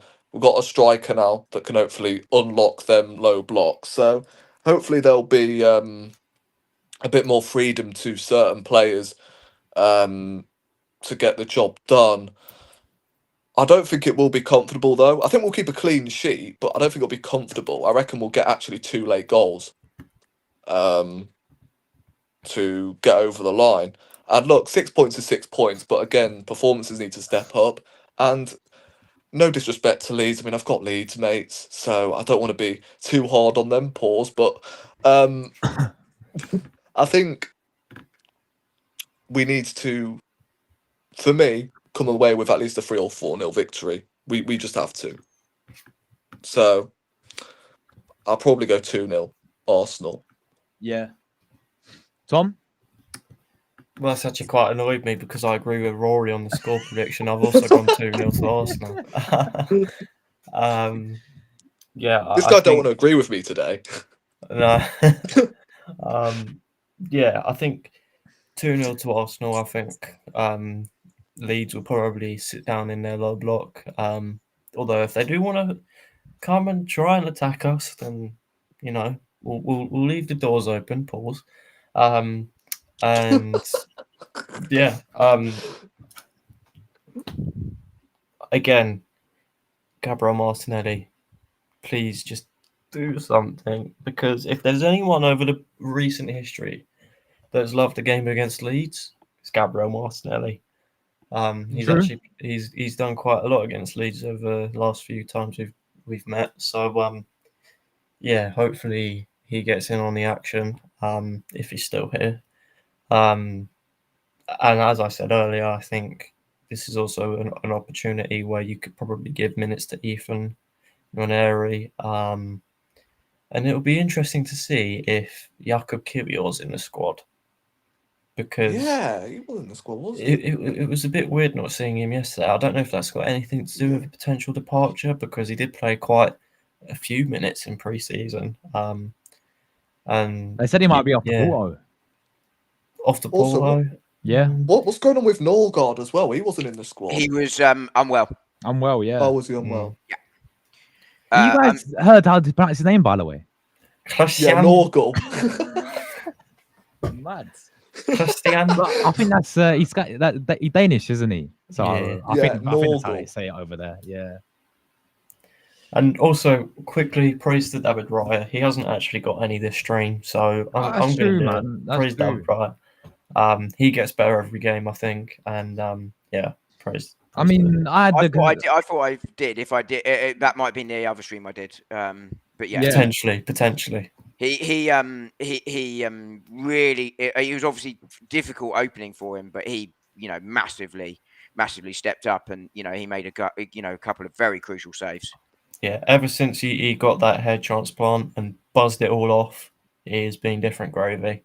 So yeah. Yeah, I mean, he was a bit dodgy in pre-season, weren't he? In quite a few games. Yeah. But listen, when it really matters, obviously Premier League, Man United, Old Trafford's fair play to him. He made some good saves. Do you think on Kivior he was left out? I mean, it could be because of a transfer exit, but it could also be the fact that Arsenal went there with a very full attacking bench. So they went there still with Miles Lewis-Skelly, Timber, and Mosquera. You don't want a forward effect on the bench. Yeah. And Miles, you're going there with question marks about your fullbacks as well. So there's two spaces gone, and it was him or Mosquera, wasn't it? So, Yeah. The other thing, just really quickly on Niall's comment, Vieira to go to Frankfurt. Frankfurt have been linked with a different attacking midfielder. So it may well not be that he may not end up at Frankfurt now, which would be. I thought he was relying on Stuttgart. Stuttgart.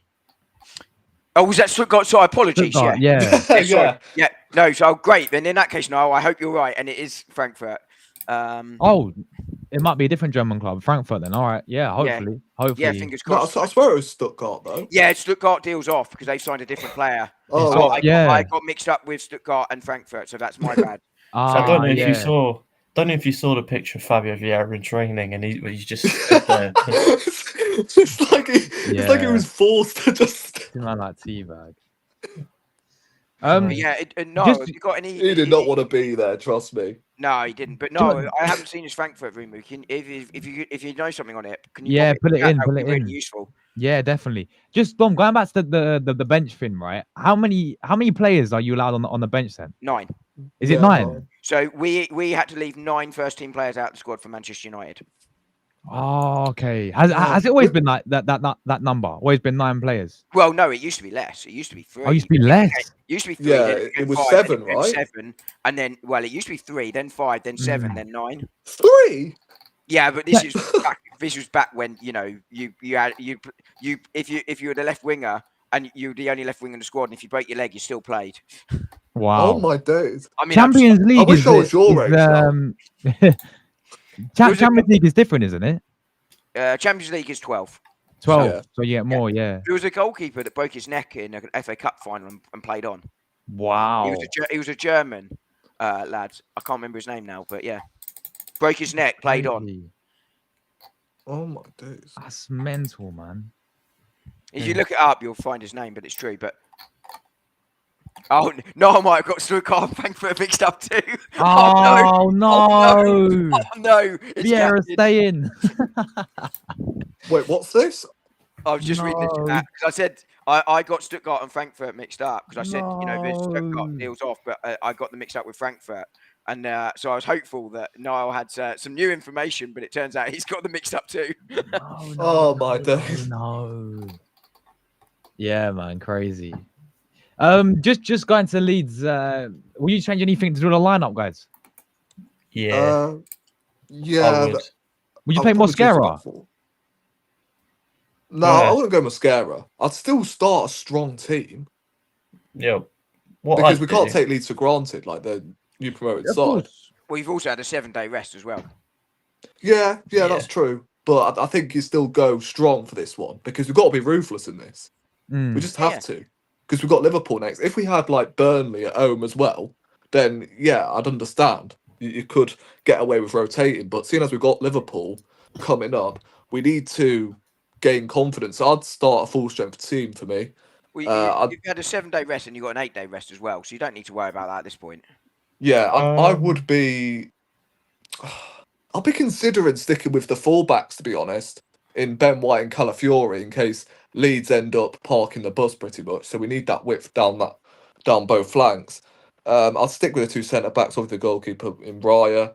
I'll go Zubimendi and Rice as a double pivot. I don't want Rice out on the left. I want to see a double pivot with Odegaard centrally as well, not hugging the right hand side. I want to see him centrally. So that for me is the perfect midfielder. You got Saka, Gyökeres, and then I would be starting Madueke, to be honest. I would on that left hand side. I think he's got more of a chance to unlock these low blocks because Martinelli, I'm sorry, against low blocks, he's about as useless as Ten Hag's barber. So I think, look, you've got to start Madueke on the left hand side for me. And if it doesn't work out, then at least you've tried it. But again, that's the only change I would be making, to be honest.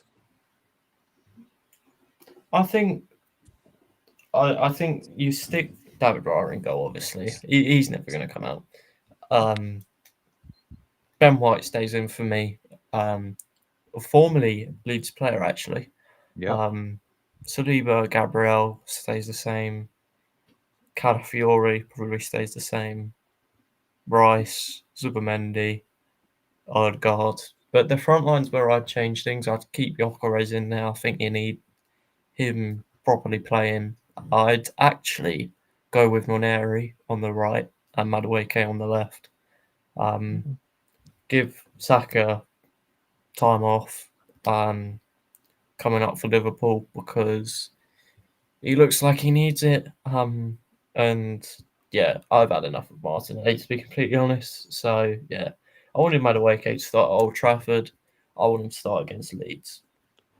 The thing is, right, I was actually considering this pretty much ages ago, but what about Ethan on the left-hand side? I mean, you could. I think Saka, towards the end of the game, when he created that chance for Madueke off the left side, probably the best that he's played. So maybe Saka on the left. Saka on the left as well, yeah. You do take away the threat that he has on the right. But I mean, it's something to consider, obviously. Yeah. What about Dalman as well? Like, surely he'll be in the squad. Dalman. Yeah, but the thing is with Dalman, right?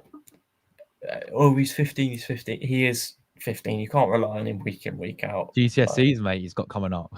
Yeah, he's got to revise. You know. Poor kid. Unbelievable. Yeah, poor kid. Just in case this football thing doesn't work out for him. Oh, it's crazy when you think about it, man. Fucking 15. But yeah, I mean, he wasn't on the bench, was he? He was. Well, he'd just come back from holiday as well, hadn't he? So yeah. But the thing is, right? If he was doing his GCSEs, he wouldn't be at the game, for God's sake. So at least take him with the squad at least. Like perhaps don't play him around May time because obviously that's GCSEs, isn't it? He did go. Obviously, don't play him towards the end of the season. If he did travel with the squad, he was a 10th man. I wouldn't start him against Leeds, but off the bench maybe. If we win in, if we cleared 2-0, whatever, 3-0, bring him on. Yeah. I think you do to him what we did with Ranieri last season, isn't it? That you in and out of the side a little bit. If you can get him somewhere around 800 minutes ish this season, I think that would be absolutely perfect for him. He is 15. He looks quite big for 15, but you don't want to overburden him. You don't want to overtax him too early. This is going to be a real unique situation almost for Arsenal because 50, there's so few 15, 16-year-olds come through. So I think that'd be interesting. I wouldn't put Dalman in necessarily against Leeds. I would probably give him his full debut in the League Cup and then start introducing him into the into the league team then. Because right now you're leaving 9 players out on a match day squad. Now some of them are Lokonga and what's his face from Ukraine, Zinchenko, and you're leaving out a couple of goalkeepers and that sort of thing. So, some of them are obviously not going to be here for the foreseeable future, or at least we can hope they won't be. But when you're leaving 9 players out, I think, Dalman is probably developing quite a lot just being in with the first team.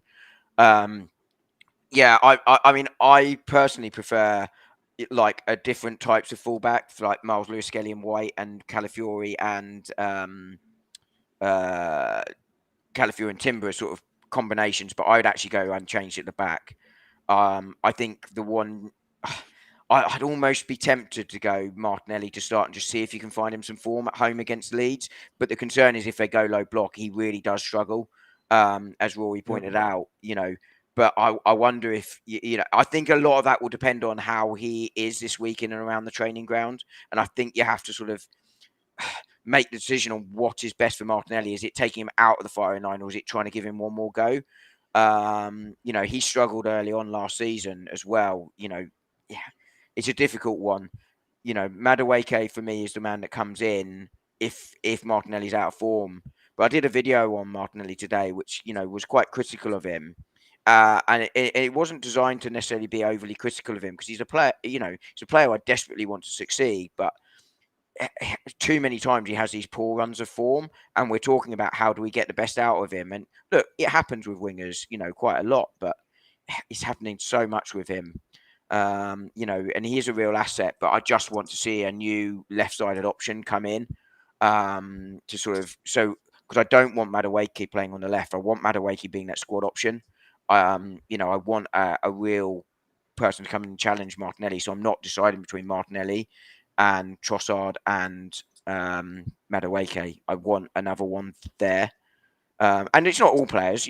We need to find a way to tactically make that left-hand side better too. But yeah, it's a difficult one. That's the one I'm unsure on this week. And I think it's got to be, as I say, around how he is around the training ground. I'm not necessarily talking about his performances, but what is best for his mental state right now, because at some point in the season we're going to need him, and we need to work out what is the best to unlock him. no, for sure. That's a decision Arteta's going to have to make, and it's one that's really hard to know out externally from the club. Yeah. Just before we go, guys, I want to quickly ask this, Rob. I want to ask you guys about what would you rate the window so far out of 10. Thom, start us off, mate. So far, well, what have we done? We've addressed areas that needed addressing, so credit's due for that. Ethan, Gabriel, Skelly. I think all that's missing is outgoings and a left winger. So for me, at the moment, probably a 6. Pushing a 7. But yeah, outgoings and left winger, so probably a 6. 6.5. I'll go 6.5. Yeah, first. I'm probably similar to that as well. 6 right now. Yeah. Rory? Yeah, I agree. I'll probably say about 5.5.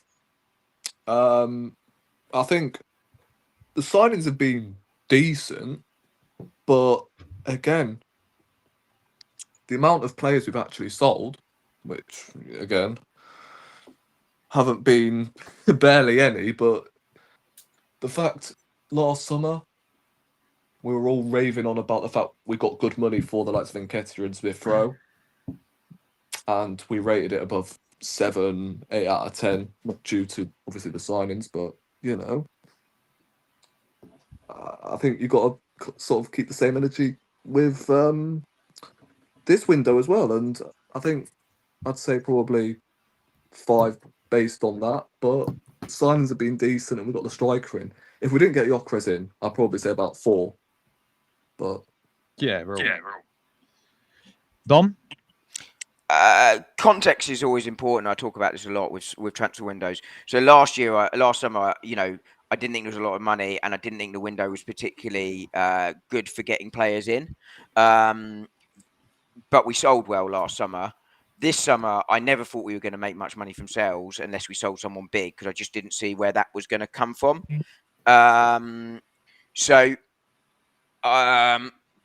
hard to judge right now because we haven't made the sales. Yeah. You know, and I have to knock a point off for no sales really at this point. Yeah. You know, but in terms of incomings, I think there's still. I mean, I'd love 2 attackers, but I've said all along that's unrealistic unless it's a big sale. So I don't think I can sort of hold them to that. But there's a left winger to do, but otherwise we've filled all the gaps we sort of needed to fill. We needed a backup goalkeeper, we got it. We needed cover on the right hand side of defence, we got it. We needed a replacement for Jorginho and Partey, we got it. And I think by and large we've upgraded every position. 2 starters and then the rest sort of, you know, floor raising the squad. So I think 6 is about right. I think if you can get all those players out of the window, you know, like Vieira, Lokonga, and you get in another top attacking signing, that sort of moves towards the 7, 8, you know, probably an 8. But right now it's a low 6 because we haven't got anybody out at all. And Bertie made a really good point on Gunnar Gathering last week, which was he thinks that X is going to be really late, and I think he's absolutely right. Because everyone knows we don't want them, and therefore you leave it late knowing we need to get rid of him and drive the price down. So that's a bit of a worry for me. Well, when you say we've upgraded in every position, I mean, fair enough. Kepa, as in the sign, as in the everyone we brought in is arguably an upgrade on where we were last year in that position. I mean. You can talk about whether the upgrade is enough of an upgrade. That's a different question, but there has been an upgrade. Would you say Norgard's an upgrade on 5 from last season? No, but I don't think that's what he was brought in to do. He's a Jorginho replacement. Zubimendi is the number 5 replacement. I don't think Zubimendi was the replacement for 5, to be honest. I don't. I think it was initially the plan was to have Zubimendi and, you know, Partey for next season. And then Norgard was coming in to replace Jorginho. Yeah, but therefore, I think what we've done is we decided not to bring in another. Either way, I don't think Norgard is a Thomas Partey replacement. I think Zubimendi will now be that. I think ideally they wanted probably both to come in, but I wonder if they move Norgard because things were going south with Thomas Partey for whatever reason. I don't know, but I don't think Norgard is a Partey replacement. If he is, he's obviously a downgrade. I think the question is, are the upgrades going to be enough to get us there? We'll find out. You know, I think if the only wide attacking player we bring in is Madueke, then I think that's a concern. But I think if another one comes in, that changes it. But, you know, Kepa is an upgrade on Neto, obviously. Sterling, I mean, I'm an upgrade on Sterling after the performance last year. But, you know, obviously Madueke is an upgrade there. I think Norgard on the pitch is a small upgrade on Jorginho because he's more mobile. Off the pitch, so I think we're going to really miss Jorginho. I think Zubimendi is an upgrade on Partey. Gyökeres is an upgrade on, well, no one because he came in as an extra. But he's obviously an upgrade to the squad, and I'm missing someone somewhere. Kepa. Did I do Kepa? Mosquera. No, I don't think you did. Mosquera. He comes in for Tomiyasu. Right now, I think Tomiyasu's a better player, but he was never fit, so you have to say that Mosquera is an upgrade there. Did you say really Kepa as well? I did, and he's on Neto. He's an upgrade on Josh in goal. Oh, right. I was hoping he wasn't paying enough attention to notice. But you know, there is a question about whether those upgrades are going to be enough, right? We'll find out as the season goes on. So just what's the predictions again, just for Leeds quickly? I think Thom and Rory said 2-0. Don, what did you say again? Oh, 4-1. I did. No, I didn't. Robo said 4-1. Robbo said 4-1, yeah. I hadn't made one and I was hoping you'd forgotten. I was going to go 2-0 too, you know, but let me go 3-0 just to 3-0. Yeah, but I mean, I hadn't thought about it at all. You know, so my prediction on Friday may be different to the one tonight when I thought about it. Fair enough. But I'll go 3-0. I think 2-0 more likely though. Yeah. I want to go 2-0. I want to go 2-0 as well, man. But It's got 2-0 written all over it. You might as well. It does, don't it? I'm going to go 2-1. Just really quickly, Eros makes a point here, and Zubimendi being an upgrade on Partey. I mean, all of these are after one game. Like, there's no way you can know until players settle in. Like, we saw in the last couple of years, some players really struggled to hit the ground running and then came better in the second half of the season. Like, it's too early to tell, but on paper, I think Zubimendi transforms the way our midfield plays once he settles in. We look like we're going to try and progress the ball much faster. A bit like we did when Partey originally arrived, and then sort of he lost some of that progressive passing, which is why I think he's an upgrade on Partey, but we'll see. You know, all of this is hypothetical because, as he rightly points out, they played one game. Ironically, my Georgian winger has just won the Champions League for me with Bayern Munich. Liam will be delighted, but I can't pronounce his name. Yeah. What, Graver? Yeah. Yes, baller, mate. Baller. So what, you're doing a Bayern Munich Football Manager save? Yeah. Nah. Crazy Domin, mate. Well, when you're a manager of Bayern Munich, it's not difficult, is it? Have you played how did you manage yet to spell his name, by the way? Huh? How did you manage to spell his name, by the way? You must have shortlisted him, no? I just found him at Napoli and did it that way. What? Have they still got the older Football Manager? Is it still Football Manager 25, yeah, because I didn't... Or 24, yes, 20, because they didn't bring out 25, yeah. Oh, okay. Yeah. Yeah, have you played Arsenal yet in the Champions League? Football Manager completed it, mate. Of course you have. One of the best lines from in between is that. Have you? Well, no, I brought one up today, actually. Now that Leeds just beaten Everton, I've put on my mate's group chat. You know, I've stopped relying on other teams in FPL to get me points now. A bit like, you know... FPL, mate. I've stopped believing in God when I realised it was dog spelled backwards.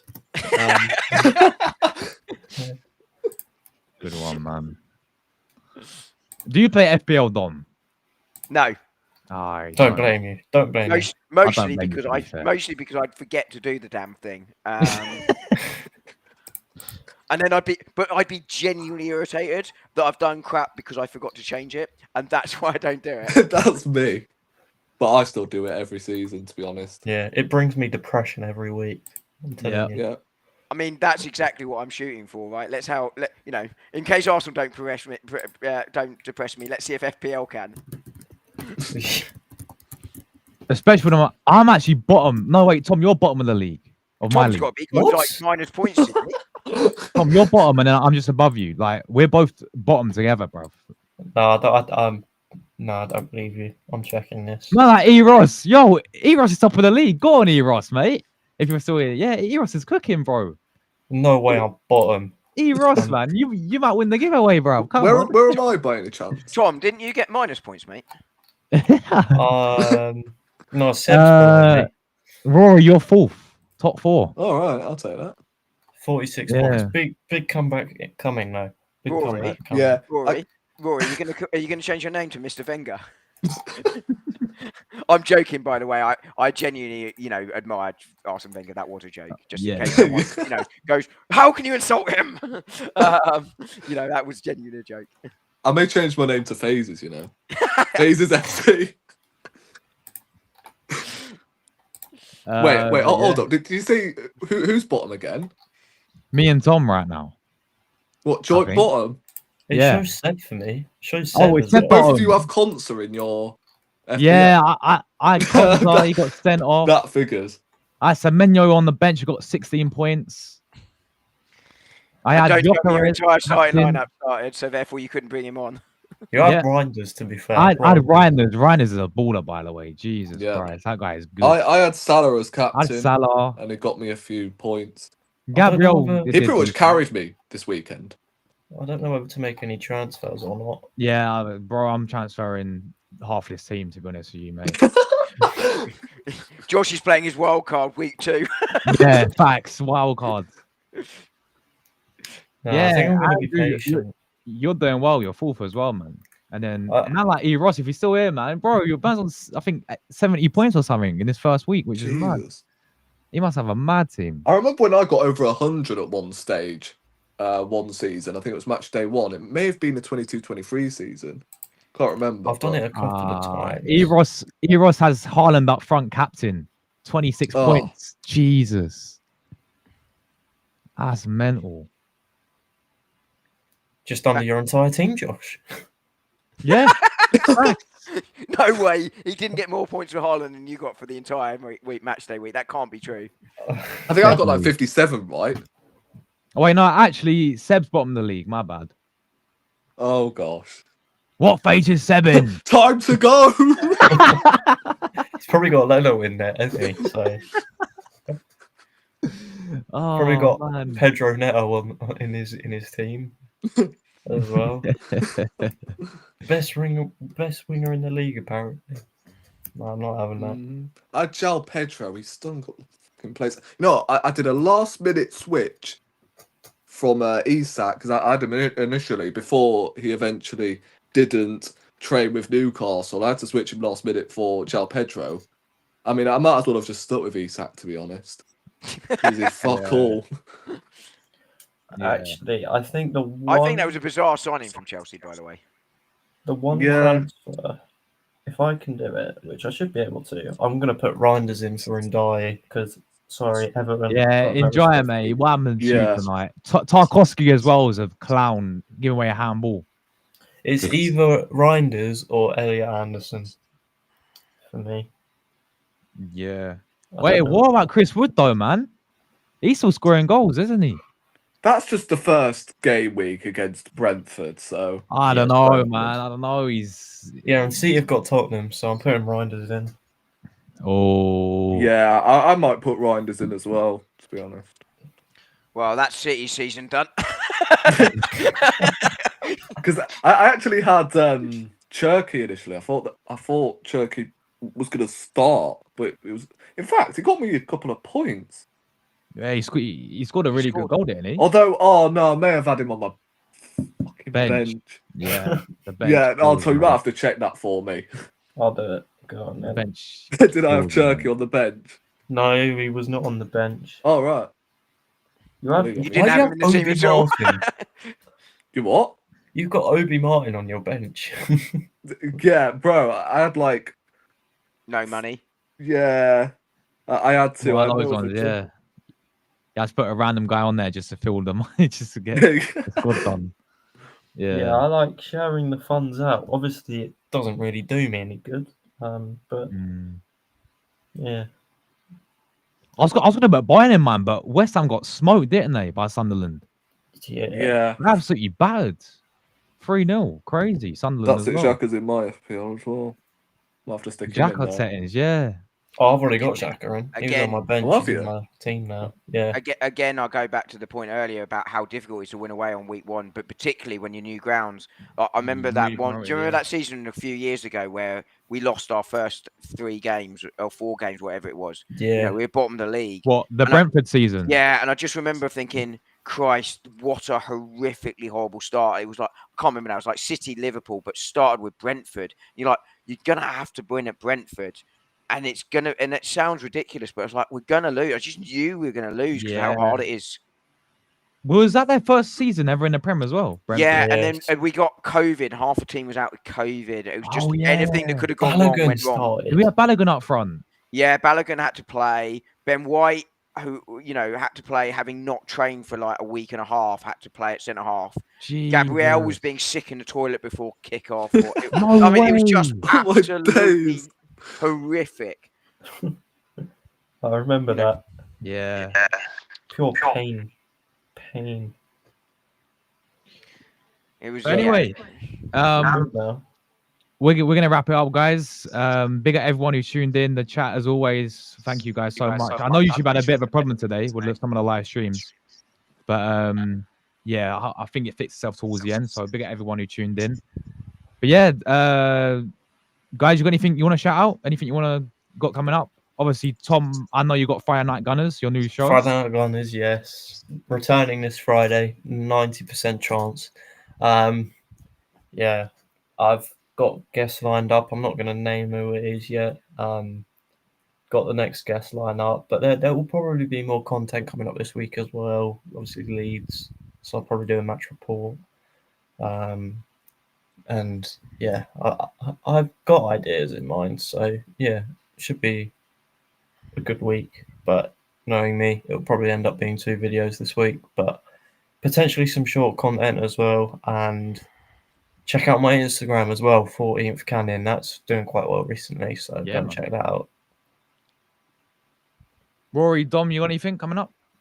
Yeah, I've got a couple of shows coming up this week actually. I may start that tomorrow. I mean, in case of any of you mandem are free, then we can make that happen. Come tomorrow or Wednesday. Obviously on Saturday we play Leeds, so there'll be a match reaction. Despite being in bloody Portugal, I've obviously not had a holiday yet, so I need to go abroad because I'm sick of British weather. Nice one, man. So I'll You see be. if you can find Fabio a new club while you're there. I was gonna mention. Oh, I'm sorry, I Feedback, didn't realise. He's probably there, to be honest. So I'll have a quick selfie with him. That's if he wants to be. Well, I was going to say he might not he wants to file, though. be there. But yeah, that's about it really. I will be starting up these shows after pretty much every game, pretty much around Monday. Well, not Monday, but Tuesday, Wednesday, maybe Thursday. So that's all really. Finally, Dom, daily shorts. Daily shorts, yeah. You know, No, they're doing really well, mate. Because they're you doing all right, yeah. you hit 200, didn't you? Now as well. Yeah, I'm down to 198, lost 2. Oh no! I did a show with Bertie and lost 2. I blame him entirely. That's by the way, I'm joking. I mean, I did lose 2, but not blaming Bertie. I lost 1 after I called out racist behaviour. Someone literally put in the chat, I'm unsubscribing. I was like, fine. That's ridiculous. I was like, off you go, mate. I don't care. Like, 2-1. Because I called out racism for a Tottenham player. Racism as far as I'm concerned. And by the way, actually, I just want to praise Liverpool and Semenya and the officials for the way they handled that last Friday. You know, they did a great job. But yeah, so I had a video on Martinelli out today because he's a real worry. Tomorrow there's one on Gyökeres about why we don't need to worry based on 1 game. And thank you very much for Wenger's supremacy. I'm up to 199. Let's get back to 200. Come on, get anyone new. Top the Thom, man. Come on. Yeah, I made some onto my I made some with my burner account. I'm looking at my old accounts right now. Cheers, guys. I'll take fake snubs. I don't care. Let me get MK through and through. Subscribe to Dom. My Jesus, my own wife isn't even subscribed. 200. Oh my! I swear that's happened to Josh as well. What was I going to say? But yeah, one on Gyökeres out tomorrow, and then if I can get home on time from work tomorrow, I'll put one out Wednesday morning. But they should be out most days. No idea what the rest of the week will look like. There'll obviously be a Leeds preview, but we shall see. We shall see. But yeah, back to 200 then, hopefully. There we go. Yeah, I just checked now, and you're 200 now. So yeah, 201 again. 201. There we go. Big up. Thank Wenger. No, allow it, bro. Thanks to the show Havertz, mate. I need these look alike. Oh, man. No, days. No. Oh, I'm looking like young Sheldon now, bro. No more. Yeah, Josh is off to Caltech. The show's going to end soon. I said this off air, but when I was on holiday, someone compared me to Santi Cazorla. Said I look like Santi Cazorla. I've never been happier in my life.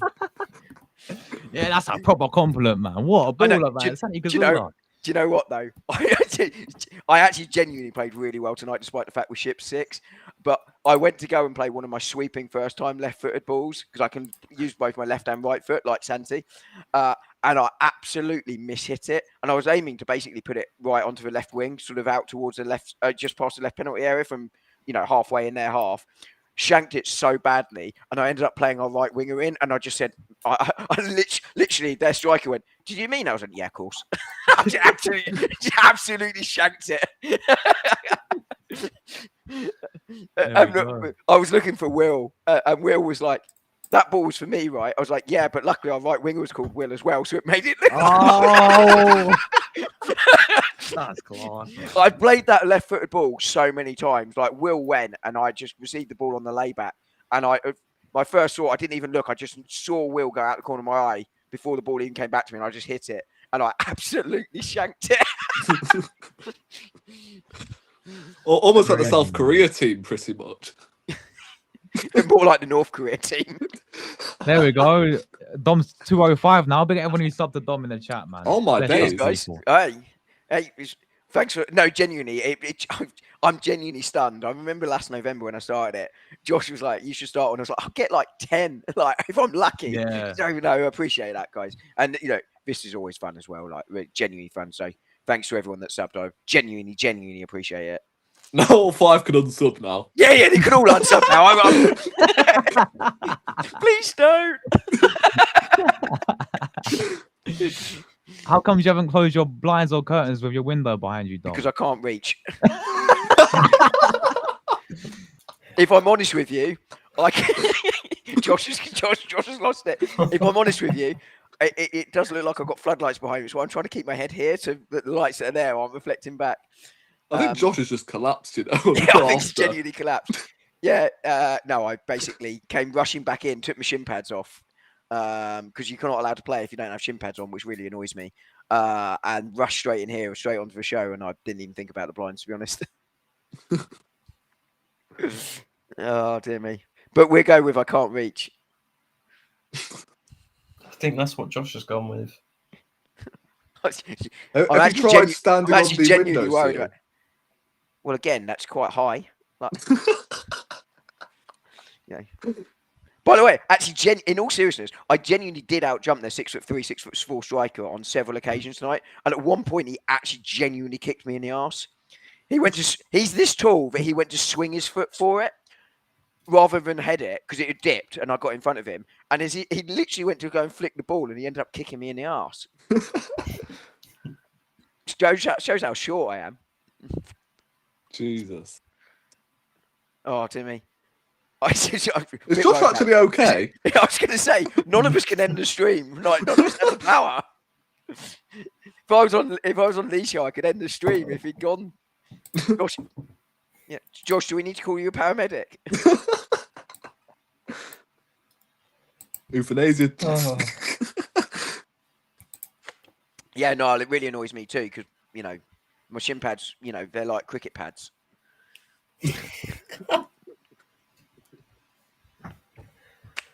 Oh my God.